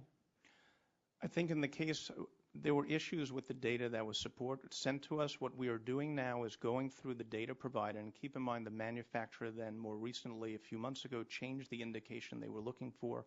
We're trying to see, does the data support what the manufacturer would like to do or something close to it? And if so, then we would approve that device. But the fact remains that it's taken so long and the rules seem to be changing. Is the FDA causing us to lose our edge in the development of these new devices? I think the FDA needs to do a better job to ensure that we keep our edge as the world's leader in medical device innovation. Thank you, Mr. Chairman. I'll yield back. Thank you. He asked you, do you think we're losing our edge? Just yes or no? I don't think we have lost our edge. I think if there are steps we don't take, we are at risk for losing it in the future. Thank you. And gentleman, Mr. Waxman from California, recognized for 5 minutes. Thank you very much, Dr. Sherman. I want to ask you about a statement that Advanced Medical Technology Association, known as AdvaMed, the Medical Device Industry Trade Association, issued today. I'd like to ask that this statement be made part of the hearing record, Mr. Chairman. AdvaMed is the leading device industry trade group. According to their website, their members produce 90% of the medical devices sold in the U.S. Here's what AdvaMed had to say, quote, "The medical technology industry has long recognized that a strong and well-functioning FDA is vital to maintaining America's preeminence in the medical technology innovation, and we support the current regulatory framework in the U.S., end quote. Do you have any reaction to this statement? I'm glad to hear it. Actually, recently I was in a meeting and with senior officials from AdvaMed, and they had said to me that they support the current approval and clearance standards for the U.S. Well, their press release says that we believe that any steps necessary to address the situation can be taken without changing the current robust statutory standards for clearance and approval of medical devices. Earlier today, we were hearing from member after member on the Republican side insist that the FDA and the regulatory standards required by the agency for device approval are destroying innovation and causing device manufacturers to move overseas. But the leading device manufacturing trade group puts out a press release that says the best way to maintain America's preeminence in this area is, and I quote, "a strong and well-functioning FDA requiring industry to comply with robust statutory standards for clearance." Now, I assume they don't want the statutory requirements changed, but when they talk about a robust FDA, I'm sure they're talking about a well-funded one. I must take exception to the comment that was made. If FDA really cared, they'd hire more people. You're hiring as many people, I presume, as you can afford. Isn't that correct? Oh, that's correct. And we also suffer from a high turnover rate, which makes it so much harder to try to keep up with our losses. Well, if the Republican budget as proposed passes, it would provide a 10% cut, over $200 million in the FDA budget. Cuts of this magnitude would affect every facet of FDA operations. You have a tough job to do, balancing the desire of manufacturers and patients to get quick approval for devices with your statutory requirements to make sure they're safe and effective. I think, and I won't ask, well, I think this is short-sighted to make these kind of budget cuts. Do you differ with me on that? I'm deeply concerned that budget cuts will cause us to not only lose people, but our performance will worsen. And that will not be in the best interest of industry, won't be in the best interest of patients. Do you have difficulty attracting the best people? We do have a challenge attracting the best people. The circumstances are it's high workload for people. People get burned out. And the pay for our people, particularly our frontline managers, doesn't compare to what they get in industry. In fact, in some respects, it's not necessarily even the same for other parts in the agency. And so we have a very high turnover rate. So you have a high turnover rate. You've got a difficult balancing job to do.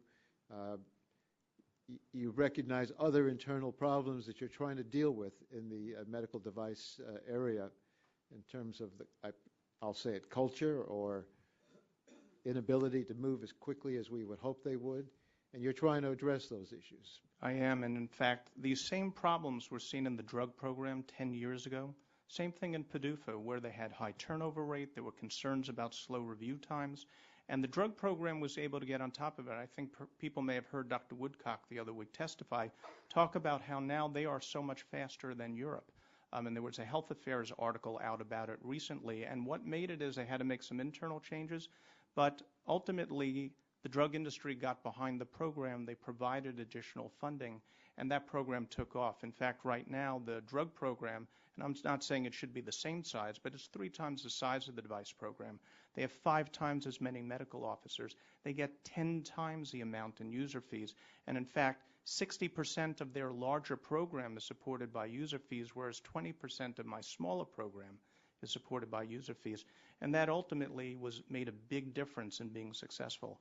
I hope ultimately our program is much more successful like the drug program.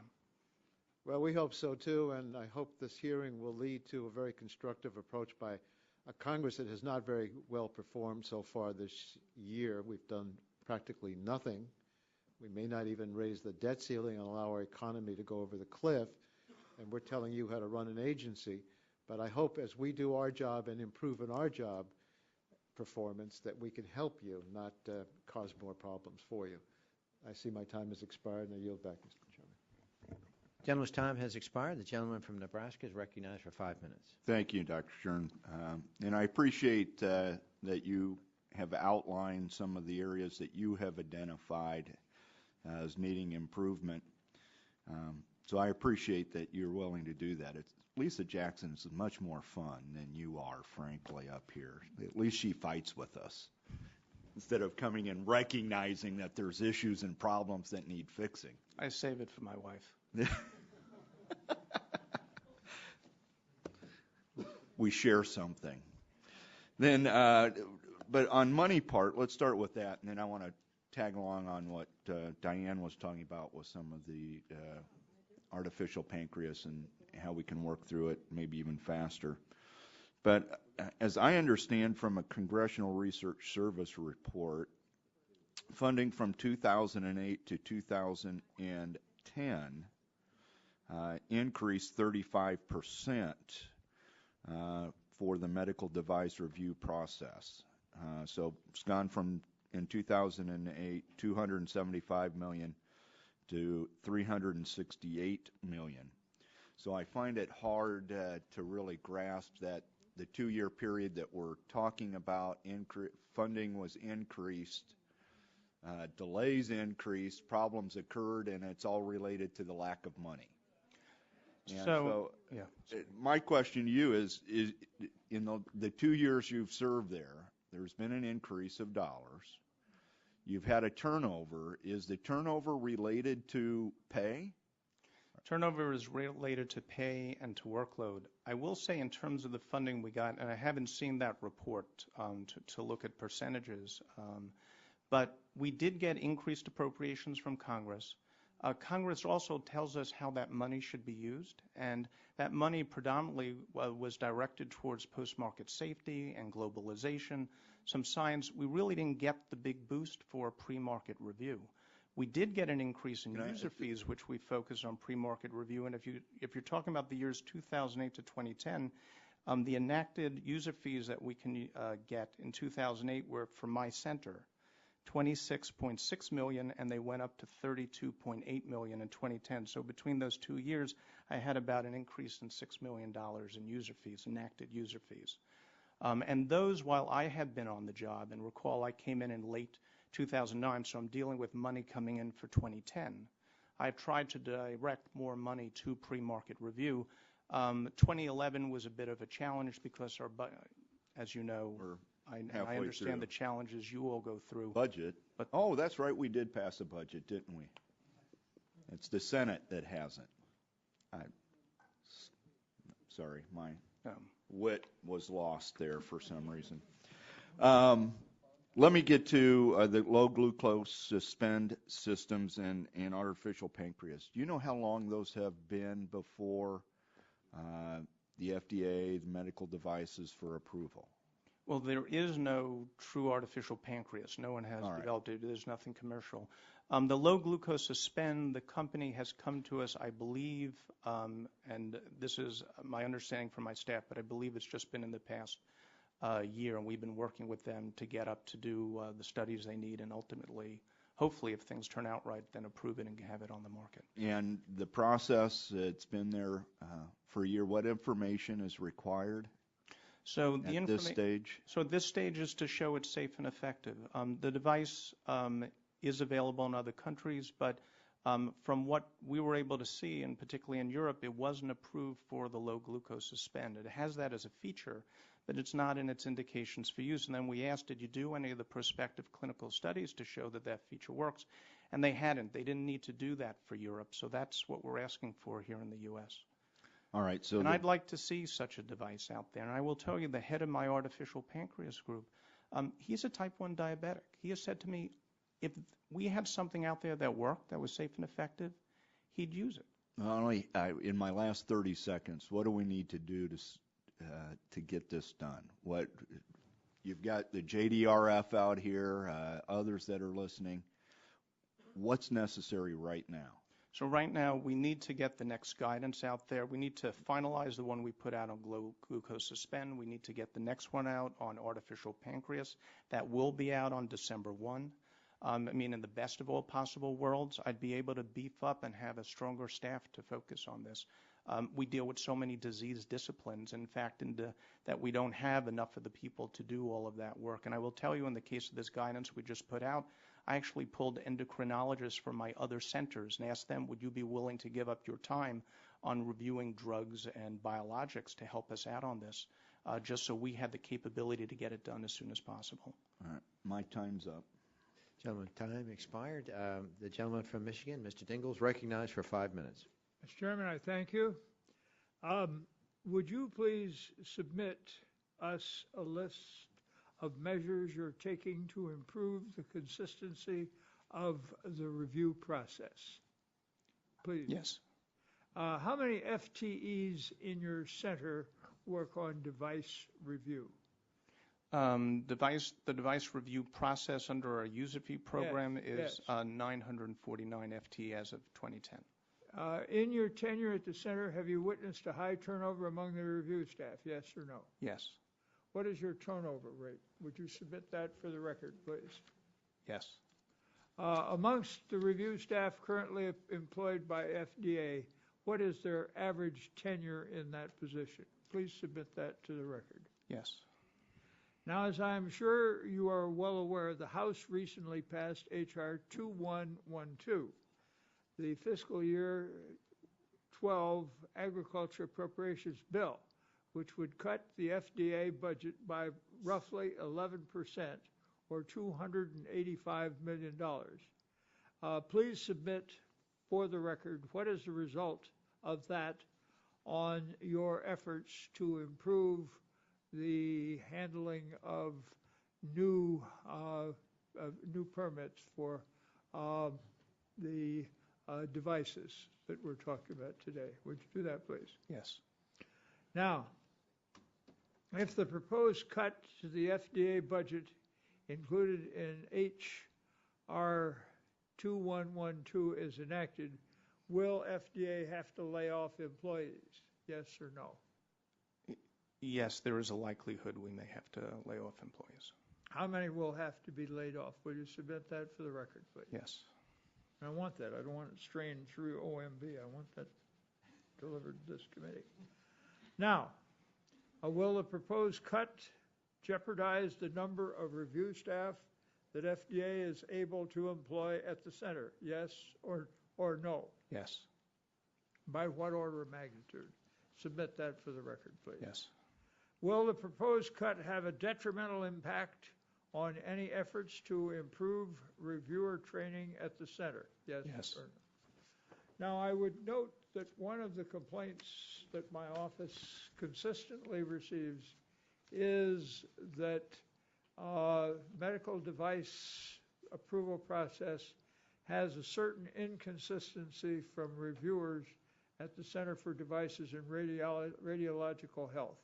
Have you taken steps to improve reviewer training? Yes or no? Yes. Would you please define what those are for the purposes of the record? Yes. And would you also submit to us, please, what steps you are taking to improve the capability of your reviewers there? Yes. Now, some 3 million women who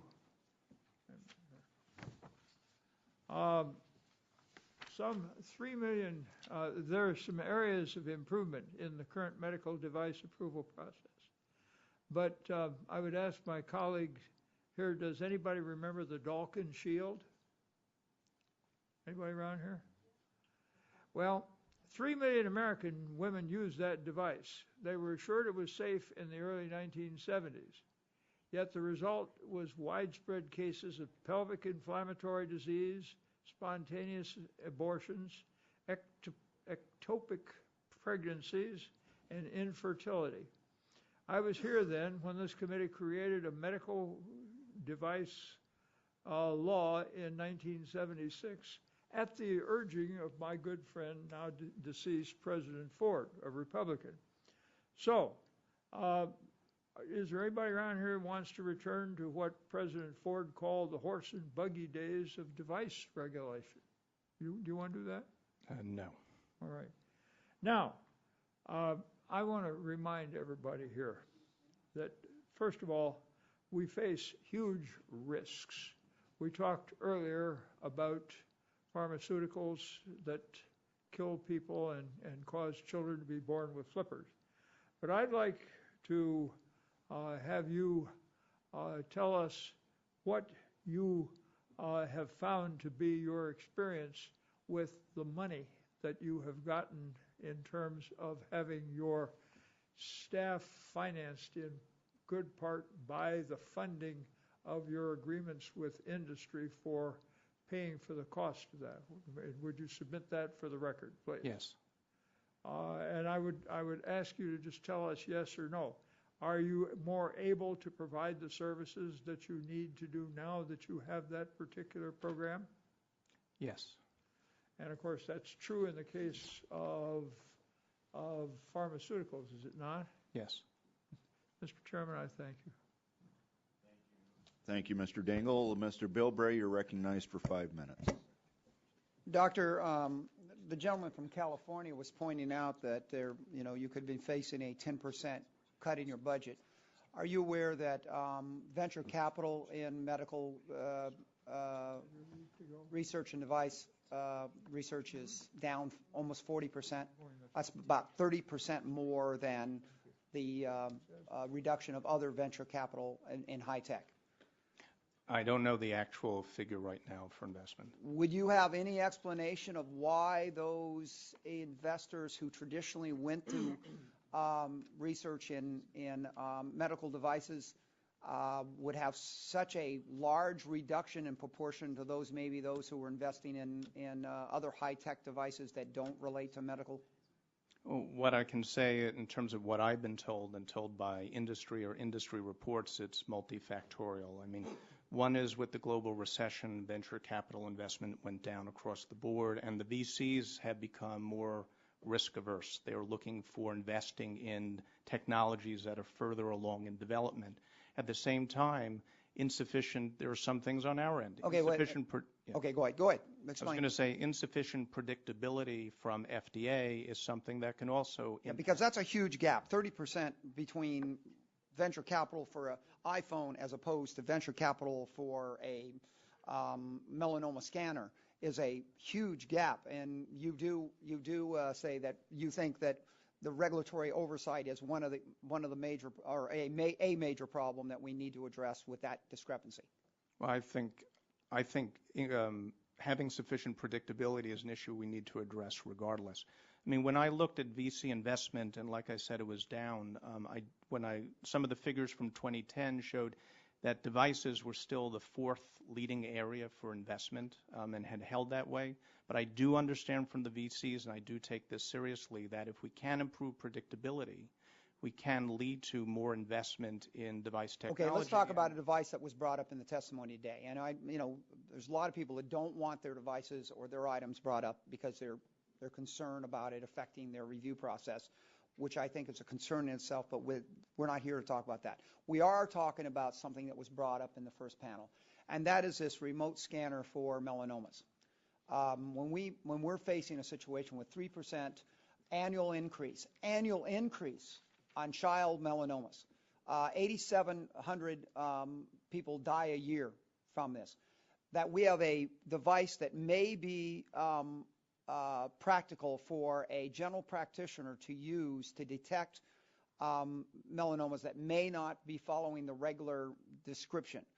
Why was that device basically denied the ability to go through a review process of your review panel? The decision first time around not to have the device go to the advisory panel was wrong. The staff made the wrong call. It should have been allowed to go advisory panel. It eventually was. It was supported. It was a very slim margin. It was 8-7. We went back. How much of a delay did that put in? I don't know. I don't know the actual time. Let me just say this. This is what, and I don't blame you. I just blame that I hope both sides of the aisle understand, that some of us that have worked in government long enough understand, there's an inherent problem with bureaucracy, and just accept it. It's just one of those things. There's a problem with capitalism, but there's a problem with government bureaucracy, and that is it's too comfortable to say no. It's too comfortable to show up the office and go through, basically review stuff, and there's not the push or the uncomfortable of getting something done, moving, that you may get in a different angle. And the doctor, the challenge is, what is the accountability to the people who said no, and how long was this delay? And I will say this. If you take how many months, and I would challenge how many months, that this device was slowed down, how many people died during that period in the United States from melanoma? That tells us that could have been avoided, possibly, if not just dermatologists, but general practitioners had the ability to detect this down the line. And how do we get the bureaucracy to understand this is not about time and it's not about money. It's about people's lives. There was a comment made this morning about the delay. Who was the doctor who was over in the corner, Mr. Chairman? Fisher. He made the comment that the delay of a few months is not that big a deal when you consider the lifespan of a drug or a device. Okay? Would you agree with that statement? Yes, I do. Sure. See, my problem is the people down the aisle were saying the lifespan of a device, how about the lifespan of a patient? And the couple months, 10 months, 12 months delay. When you talk about a 12-month delay, how many, is there 8,700 people that are not going to be detected in this country because we didn't get advice out of the general practitioners that might have been able to review it? That's the kind of concern I'd like you to transfer to your rank and file, that every day they say no.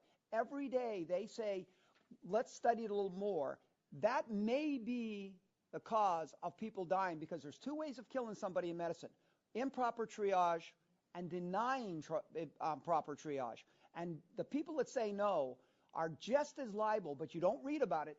And I'll just close with this. You don't read about those things. You read about the chairman emeritus talking about a morning sickness medicine in the 50s that caused birth defects. And we all talk about that. We don't talk about in the 80s when there was a morning sickness medicine driven off the market and people die because that was driven off. Nobody hears about those people that die from not having access to a product. We only hear about those that die because of inappropriate. And the balance needs to be there, Mr.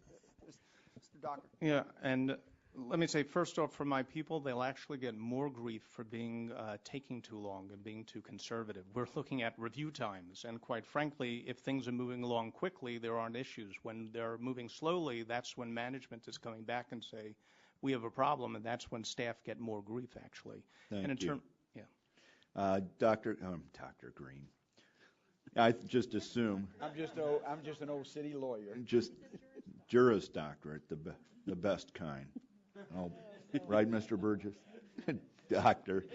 Gentleman from Texas, you're recognized for 5 minutes. Thank you, Mr. Chairman.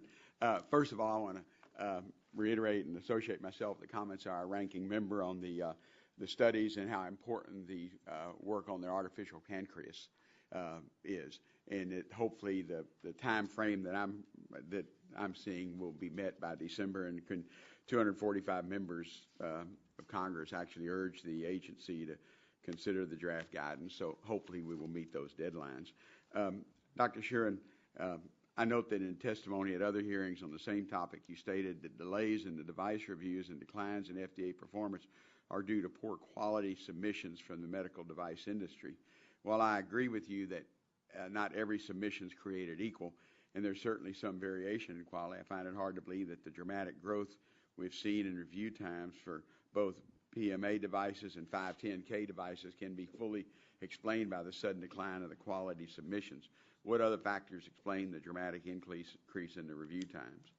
Yeah, so I agree. That's not the complete explanation for everything. Some of it is fault on our end when we ask for things we shouldn't ask for. And as I mentioned, that's about 8% of those letters we send out. So about 5 to 6% of the 510Ks, we're asking for things we shouldn't ask for. So we are putting in procedures to actually make sure that doesn't happen, because it should never happen. But we do have companies who are submitting applications that are deficient. I'm talking about big concerns where we put out a guidance document, it's been out for years, and says exactly what to do, and the company doesn't do it and doesn't provide a justification not to do it. At the same time, we also need to have better clarity on expectations. I'd like to have more guidance out there. We know when there's guidance, you're more likely to get your device cleared and cleared quickly. But we need the capability to do that. I need a core team of writers, and I need sufficient number of experts to do the reviews and do the guidances and get them out quickly. That can make a big difference. And you don't have that ability right now? We do not have sufficient ability to do that. Is it just based on funding? I know other members have asked questions about that. It is funding. To the extent we can make our own systems more efficient, we're doing that. We are doing what we can with what we have. We can do more if we have more, and we can do it right. Okay. What some of us are hearing, particularly medical device companies, are saying there's a lack of consistency and predictability in the process, and sometimes the rules change in mid-game. And believe me, the FDA would not be the only federal agency that does that. I can talk about a lot of agencies.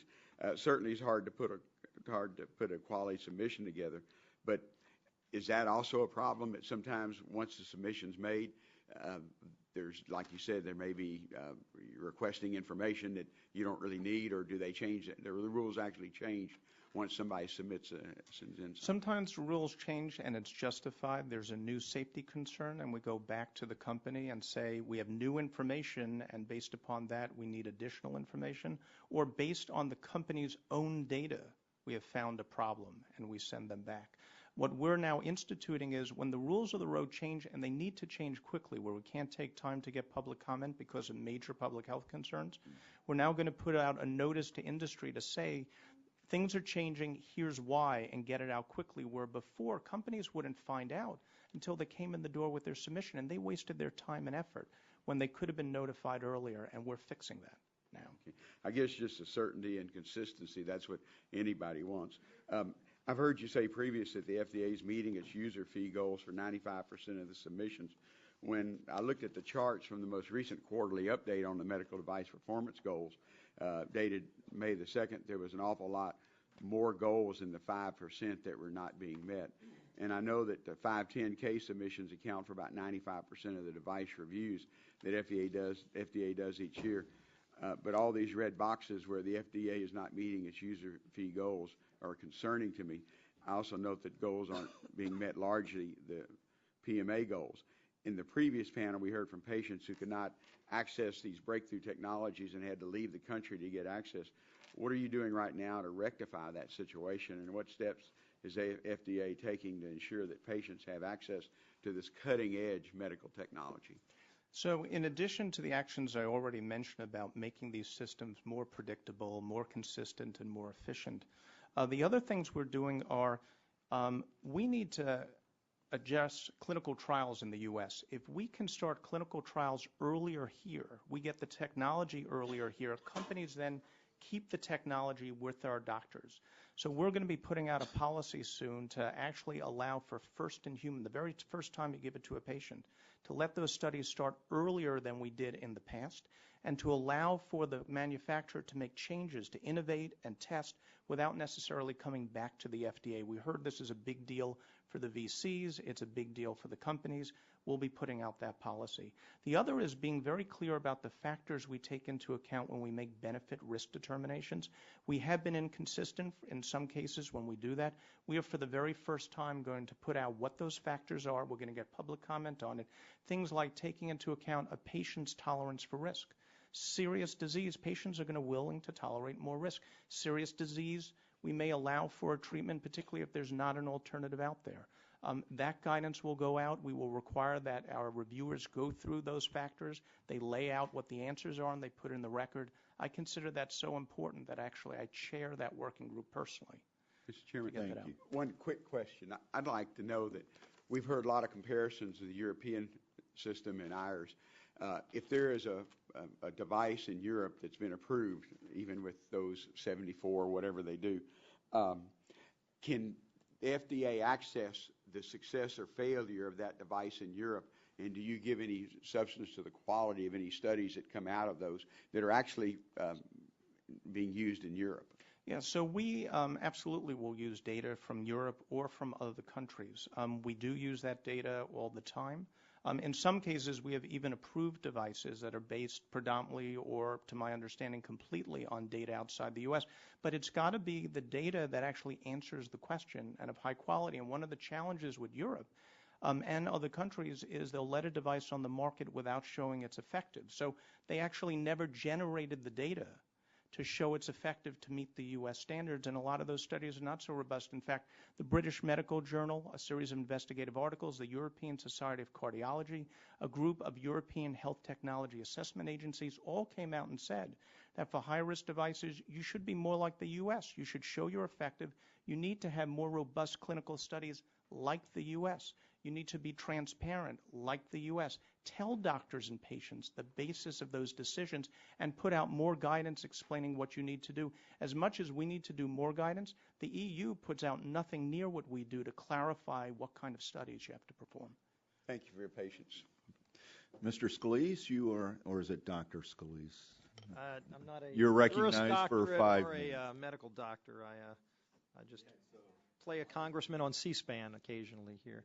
I do want to ask a few questions going back to your testimony, and in a few different spots you talk about the success of the FDA, and specifically in relation to what's happening in Europe. And of course we had a full panel this morning that was giving I think some very eye-opening, riveting, and not real positive glowing endorsements of FDA's performance, especially compared to Europe. And you say here, in terms of time to market, data shows that the United States is performing as well or better than the European Union. And then you're going to say the EU typically approves higher risk devices faster than the United States because, unlike in the United States, the EU does not require the manufacturers to demonstrate that the device actually benefits patients. You had a whole panel of patients sitting here at this table talking about devices they have access to in Europe, that they would have to go to Europe to get that would actually improve their lives. Some actually did it. They went to Europe to get the device. You had Dr. Fischel sitting right there with a device sitting in front of him that's been waiting on FDA approval for years that relieves migraine headaches. And yet there's data, there's devices, there's real testing, there are patients that use it, and then there are people that are using it in Europe, and you're implying that Europe's just got some kind of Wild West mentality that they're just giving out approval for things when in fact you've got Americans that right now have to go to Europe to get the treatment that actually would and has in some cases improved the lives of those patients. So how can you make these comments especially after you sat here and heard the statements from these patients and the mother of a patient? So if I can have chart 3. First of all, I empathize with the patients. I am a physician. I'm a patient myself. I have loved ones who are patients. I want to get safe and effective devices, but emphasis on safe and effective devices to patients even like myself. You asked in terms of the data for performance. This isn't my study. This is an industry study. They looked at the 510Ks without clinical data. That's about 80% of the devices that we review. And the products came on the market first in the U.S. as often or more often in the U.S. than they did in the EU. And in fact, if you looked at the top chart, the performance, the likelihood of coming on the U.S. market first actually has improved more recently in time. Now, for the smaller group of high-risk devices, they have come on the market first in other countries for years. We can do better on that. We can get a lot closer, but we will never be completely as fast because of that difference in effectiveness. Does it have ramifications? Yes, because you do put on the market devices that don't benefit patients. Patients get, in some cases, when they have an alternative that works. So they missed out on good therapy. The healthcare system paid for ineffective treatments. And in fact, we know from Europe of a number. I want to go back to something, though, because, again, we had testimony not just from patients, but from doctors who have actually invented devices. I mean, Dr. Fischel, again, this is somebody who's been inventing devices for decades, has been nationally recognized, Inventor of the Year, has put out probably more devices than most doctors in this country. And he said, he first talked about the change he's seen, the attitude in the FDA in the last 2 years is the worst he's seen in his 42 years of inventing. And then he further went on to say there is a different attitude at the FDA than we've ever seen before. This isn't, you can show metrics all day long, but instead you've got patients who are sitting here and you've got inventors who are sitting here saying the problem they're seeing in the last 2 years isn't something that they've seen before at the FDA. And they surely aren't agreeing with your glowing metrics that you can go find somebody to say how great you're doing when you've got real inventors, real patients sitting here saying that the job's not getting done. They'll tell you if you want to look at data and compare it to Europe and say what Europe has or doesn't have, they'll say that the firms are willing to submit whatever data you want, but they can't get the certainty in the regulatory process from your agency. They want to know how to comply. They can't even get the certainty from you to know how to comply. And so you can sit here and talk about all the data you're not getting and all the money you're not getting and all the turnover you've got. I can tell you, I've looked at your budget. Congressional Research Service actually issued a finding that the medical device review process funding in your agency has increased 35% in the last 2 years.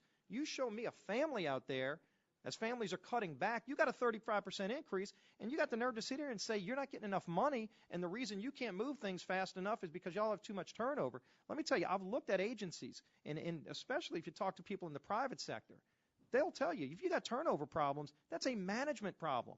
You can't blame that on somebody else. You can't say you're not getting enough money. You got a 35% increase over the last 2 years. And oh, by the way, during that time, the average review time increased by 43%. So maybe cutting back to what you were at when you were actually getting some things done might be the most prudent approach, as some of the patients here said. And so to say that you don't get enough money, you got a 35% increase, the delays are increased. If you've got some management problems, I think you've got to recognize before you blame the patients and the inventors who are sitting here, and some have to go to Europe to get the relief that they've gotten. They actually went to Europe and got the relief, and you still haven't approved the devices here. So real changes have to occur, and you can't just show metrics that say how great you're doing or say you need more money. You know the environment here. We're broke. We're trying to figure out how to do more with less because we don't have the money. We can't borrow it from China anymore.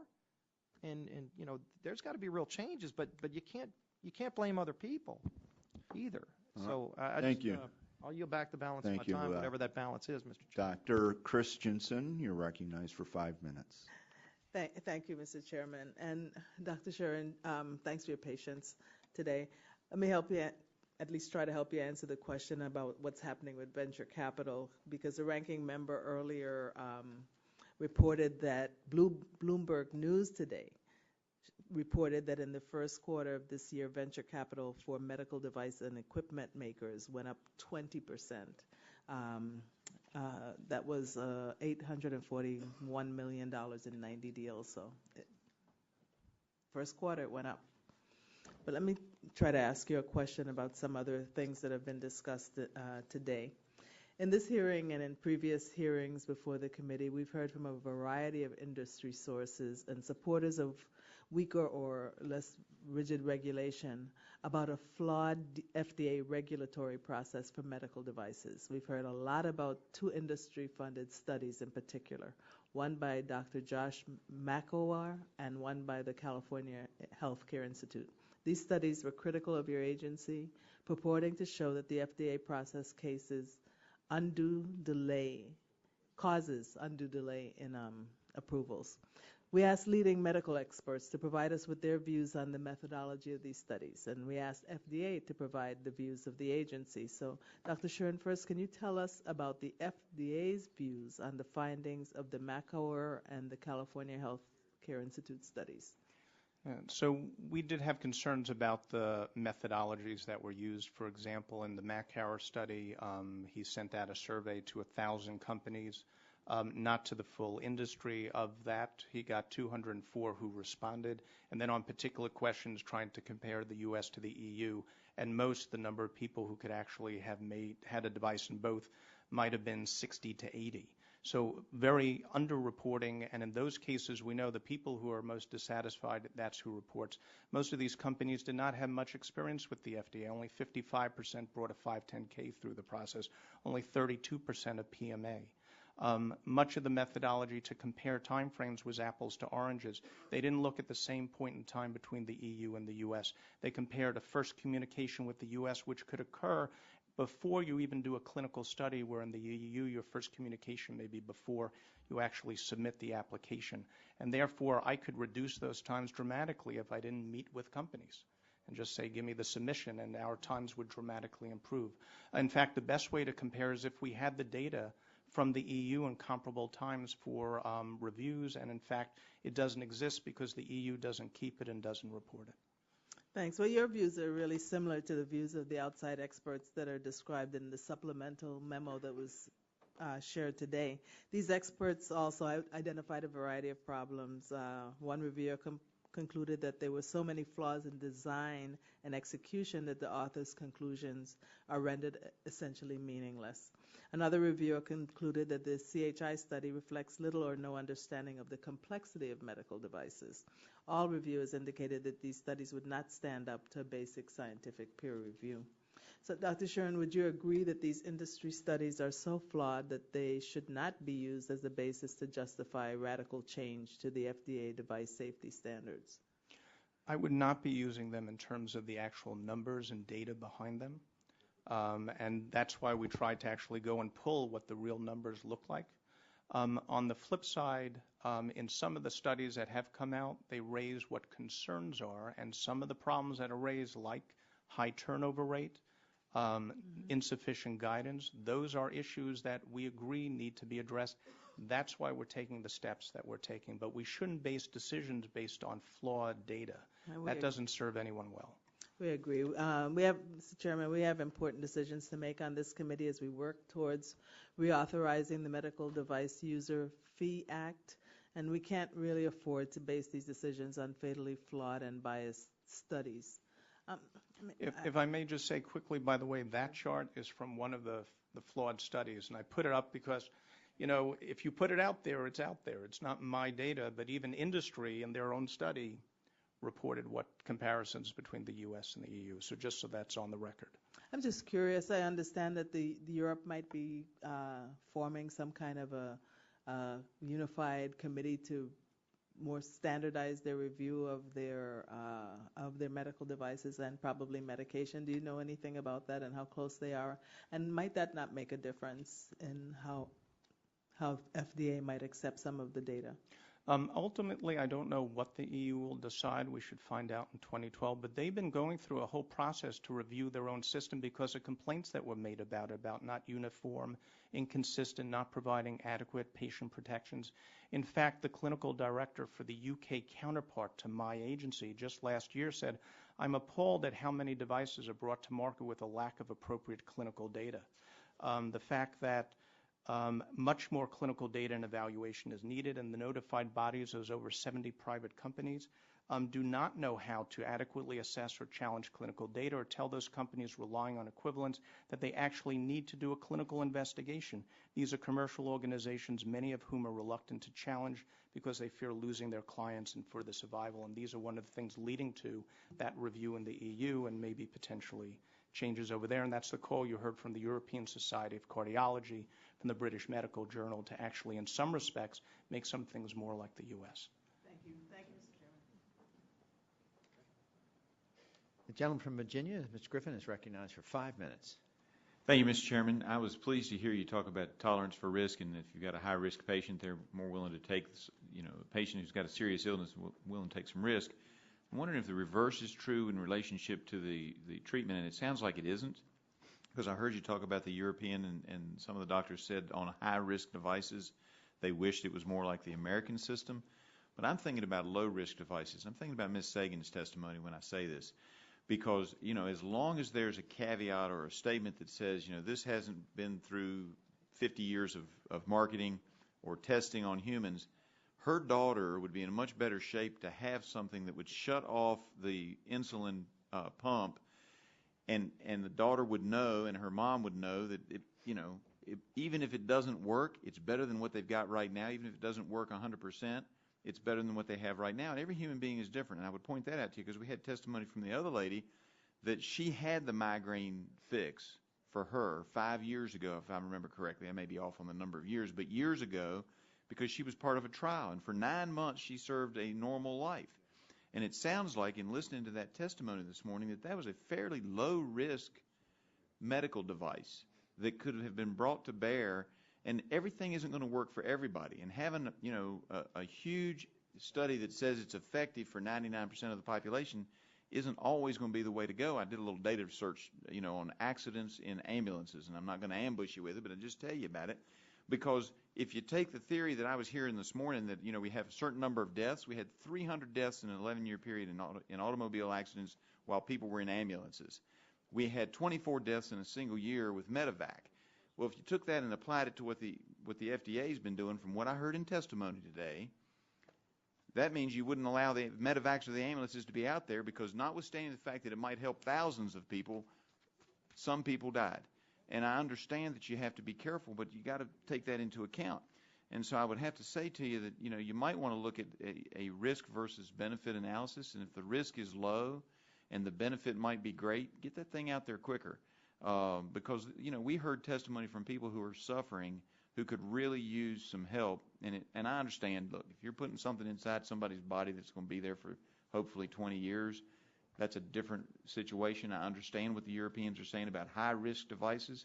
But we were hearing testimony this morning about devices that sounded like to me, now I'm a lawyer, not a doctor, and maybe I'm wrong, but it sure didn't sound like they were high-risk devices to me, that it seemed more high-risk not to have, for Ms. Sagan's daughter, not to have something that at least, even if it worked most of the time, would shut that insulin off. That doesn't mean she still wouldn't have risk because she's diabetic. But it would seem to me that that would be the better course, and I don't know how you fix that, and if you need us to help, come see me, I'll do what I can.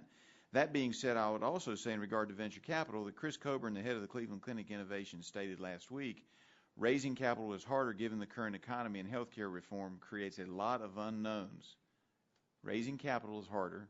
Healthcare reform creates a lot of unknowns in the current timeline. You add in regulatory delays, and all of a sudden the arithmetic of developing products domestically starts to break down. So it's not just folks coming in here with some kind of a political agenda. This was just a talk that he was given somewhere, and I'm just wondering, and if you would submit them later because my time is almost up, what steps you might be taking on all of these things that I've mentioned. And then also I would say that apparently at a recent hearing of the Committee on Oversight and Government Reform, you mentioned that sometimes reviewers ask for data that might not be necessary. And I'm wondering what you're doing about that, because the industry indicates that's a relatively recent phenomenon. We heard testimony this morning that one of the parts on the migraine invention that Dr.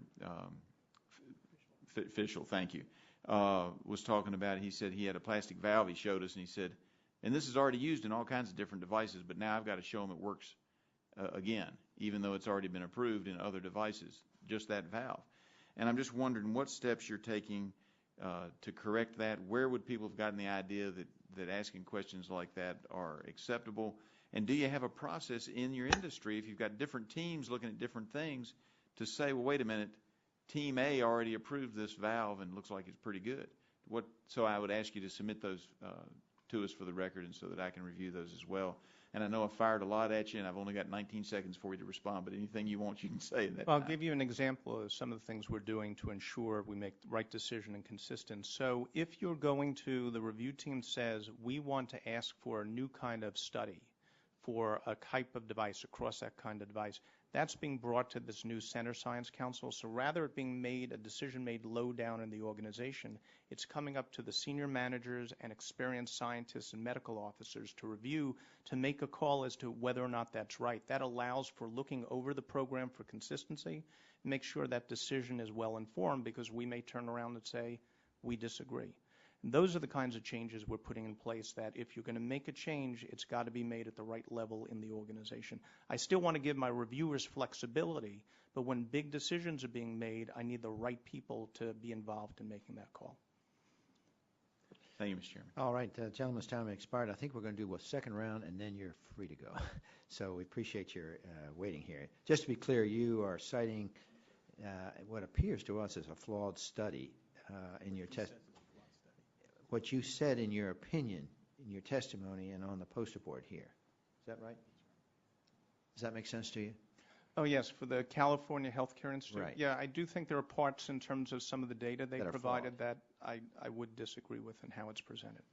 Okay. We just want to put that on record. The gentleman from Texas, Dr. Burgess. Thank you, Mr. Chairman. Dr. Shuren, thank you for staying with us so long.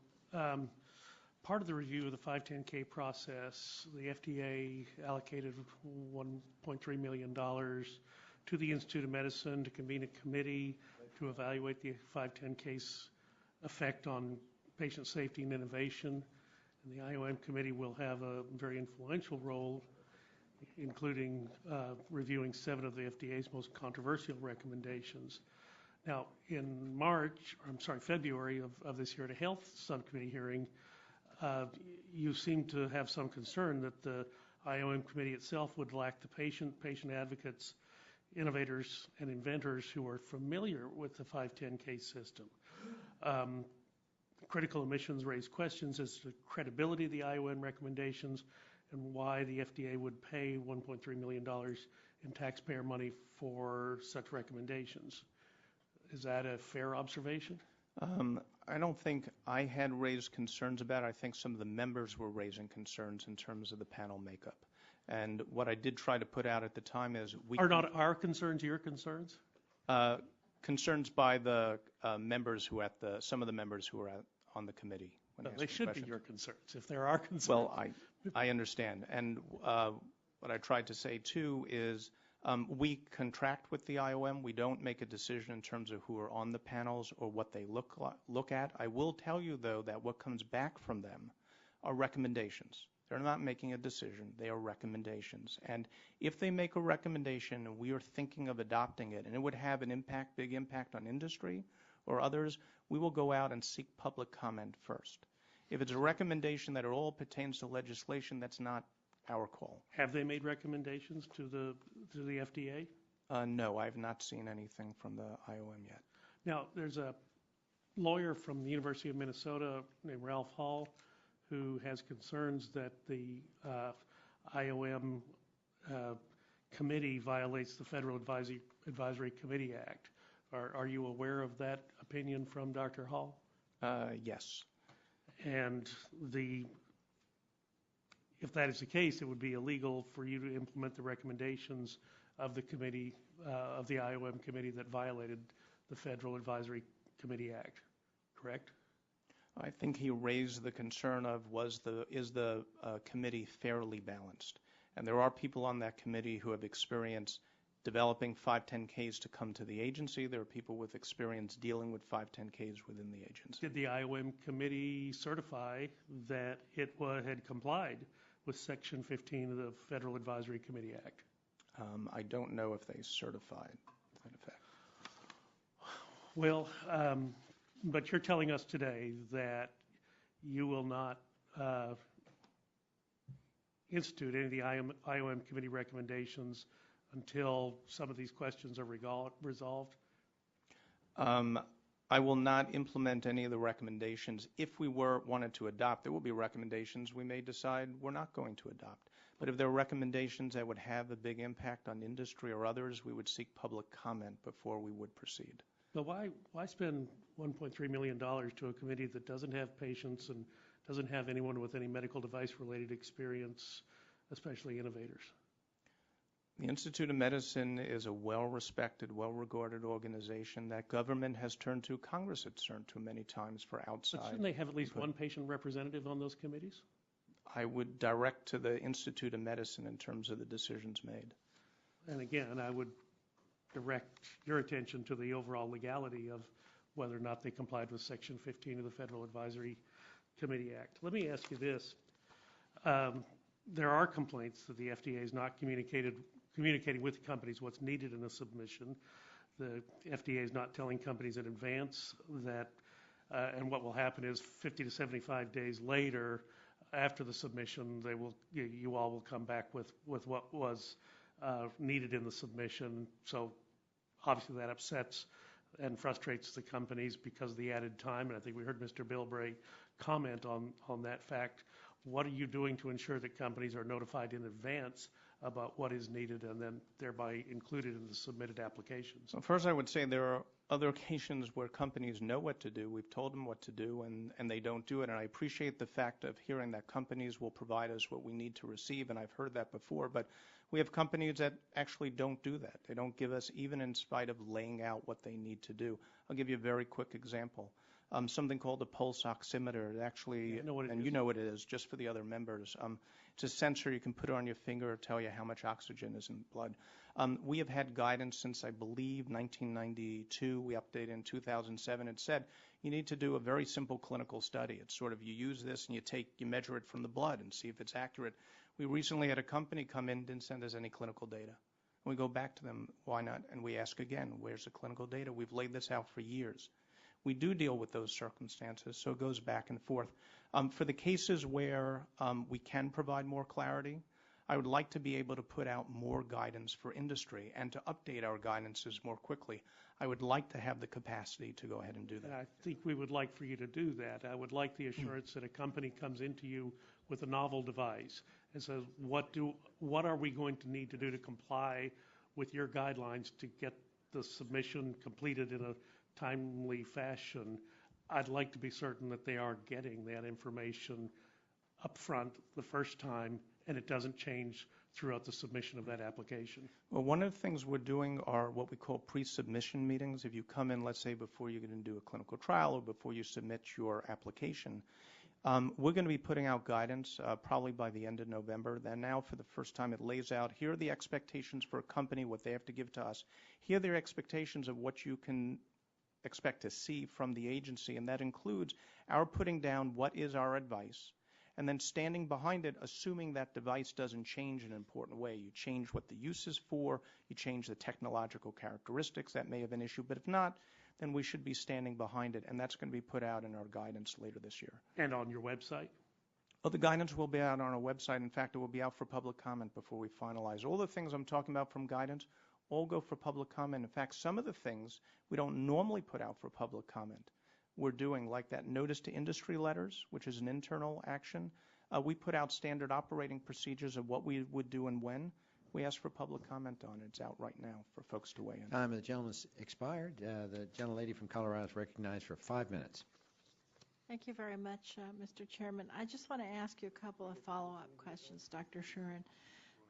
The first one is the question about the funding levels, because the chairman had said in April 2010 there was a CRS report that said the medical device review process funding increased from $275 million in fiscal year 2008 to $368 million in fiscal year 2010.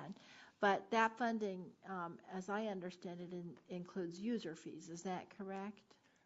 Yes, and I believe that's more than for my center, because my numbers for my center are a little bit lower. What are your numbers? What I have for my enacted, my total budget for 2008 is $225 million, and this is what I've been given from my budget people, and from 2010 is $272.7 million, and that's comprised of appropriations and user fees. How much of that is user fees, do you know? So in 2008, the enacted amount is 26.6, and the amount in 2010 is 32.8. I say enacted because under the law, if we collect more than we're supposed to in the first 4 years, we have to give it back by lowering our fees in 2012, and in fact, we're going to be doing that. Fees will go down in 2012. Now, so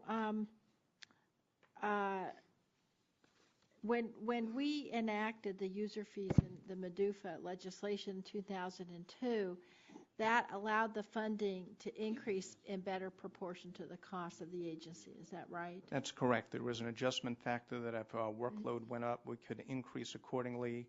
That was taken out in, I think, 2005, 2006.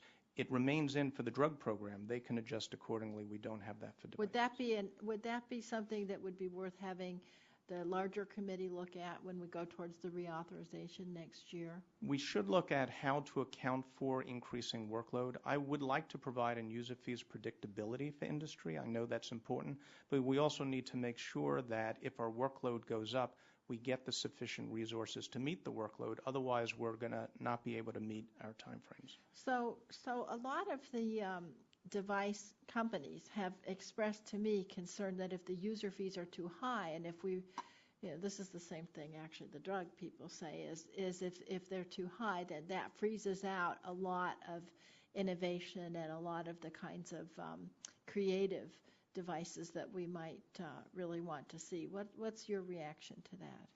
Well, you have the ability to actually adjust the fees accordingly, dependent upon even for the type of company. I will tell you for a 510K, full fee right now is about $4,300. For a small business, and a small business is $100 million or less in annual sales or receipts, is about $2,100 or $2,100 for a 510K. Okay, so that's not really an onerous level of a fee. PMA is higher. It's about $236,000 for a full. For a small company, it's $59,000. A lot of the PMAs tend to come from the bigger companies. More of the 510Ks come from the smaller companies. Okay. Which is why we developed the fees as we did. That's what we worked out with industry to spread that cost. Now, in the budget that some of my colleagues were talking about that was approved by the House and not the Senate earlier this year, the overall FDA was cut by about 10% under H.R. 1. Were you given any indication if that budget went through how much of those cuts would go to your agency? For my center, my understanding is that if you take how much would be cut plus not getting the increases for a fixed cost, like my rent goes up every year that I have to pay, but it's out of my control, it's about 12.5%. You would be cut by 12.5%. It would be an effective cut of 12.5%. You think this would have an effect, even with some of these user fees, on your ability to expedite some of these applications? Yes, it would have an impact on our ability to do reviews. I mean, we can cut the funding, we cannot increase user fees, but then people have to manage their expectations as to what kind of device program they're going to get. The drug industry said, you know what, it's worth it to us. A robust FDA gets us better performance, and we can see that today. And that was proven to be correct. That was proven to be correct, and I understand the unique circumstances of the device industry. I honestly do. But then we got to figure out some way to have the right program, and if it's not there, then people need to understand, what you get in return. Yeah. We need to do a better job at the FDA. We know that. We're doing it. That's what I'm talking about today. There are some things we need industry to work on, and then we need adequate resources to do it right. That's good for companies. It's ultimately good for patients, and that's what this is all about. I think that's kind of a good place to end it, Mr. Chairman. Dr. Shuren, I appreciate your candor with this committee and your ability and willingness to discuss the deficiencies at the agency. And I think all of us really need to sit down with you as we move towards the reauthorization next year of the user fees to talk about what we really need to do to make it work, because there are a lot of devices out there that can save lives, and we want to make sure that they are reviewed quickly, that they are reviewed thoroughly, that they're safe, and then that they're approved. So thank you very much. I appreciate that, and I would like to have the ability to work with you all, and I also hope if the things we're talking about are right, to also have your support as we move forward. Yeah. Dr. Schumer, I would expect, maybe we'll have another hearing sometime in the future just to follow up with all these things you're saying.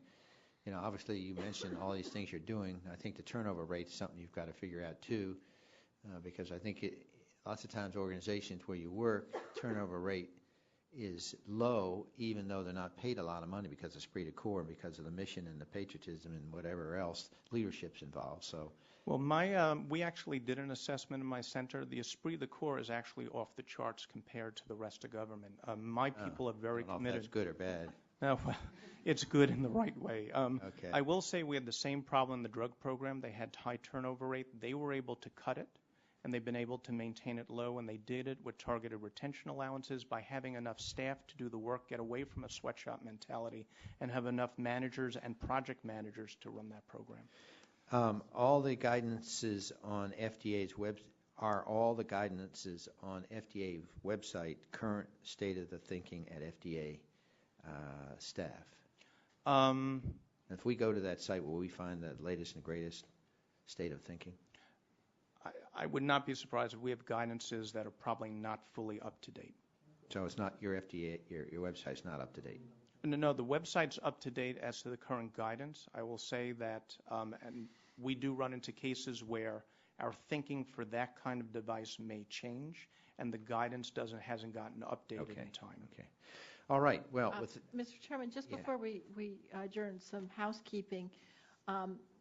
You had asked unanimous consent to put this Medtronic case in the record. Mr. Waxman had asked UC for this AdvaMed press release, and then we had asked UC for Dr. Shuren's slides. Are those all agreed to? By unanimous consent, so ordered. Thank you. May I just clarify one thing? But if the thinking has changed with the guidance, what we are trying to do is you update the guidance first so people know. But if not, and we need to make a quick change because there's new information, there really is a risk you got to deal with, then we're going to these notice to industry letters so that industry well, when you say does going get to told industry, quickly. you've heard a lot of our panel today. I would think they would help you, and you're going to go to private industry first too.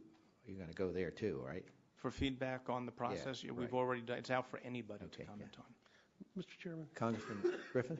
I was wondering if I could have just a minute to ask a question. Sure. But before you do that, because I've got another thing. Okay. Well, I just wanted to ask unanimous consent to put these two letters from Senator Kerry and the Massachusetts delegation into the record on the IOM study of the 510K process. While you're looking at that, the gentleman from Virginia for 1 minute. All right. I heard you talk about your lease, so I'm switching gears on you to something I'm a little more comfortable with than medical devices. And I guess my question is, you said your rent goes up every year. I was wondering how long your lease was for. When was the last time you went back and renegotiated with your landlord? Because I think it's something that the federal government doesn't do. I'm not picking on you all. I don't have any idea. But a lot of times they just get locked into a lease, and circumstances in the economy have changed. And when I took office, I was able to cut the lease cost of actually more square footage, not as pretty, but more square footage for about half the cost. And I'm just wondering, as your costs are going up, you might want to take a look at your lease and see if you can't renegotiate. Even if you're locked into a multi-year lease, you might be able to renegotiate. That's good. That's experience talking. Thank you very much for your patience. The subcommittee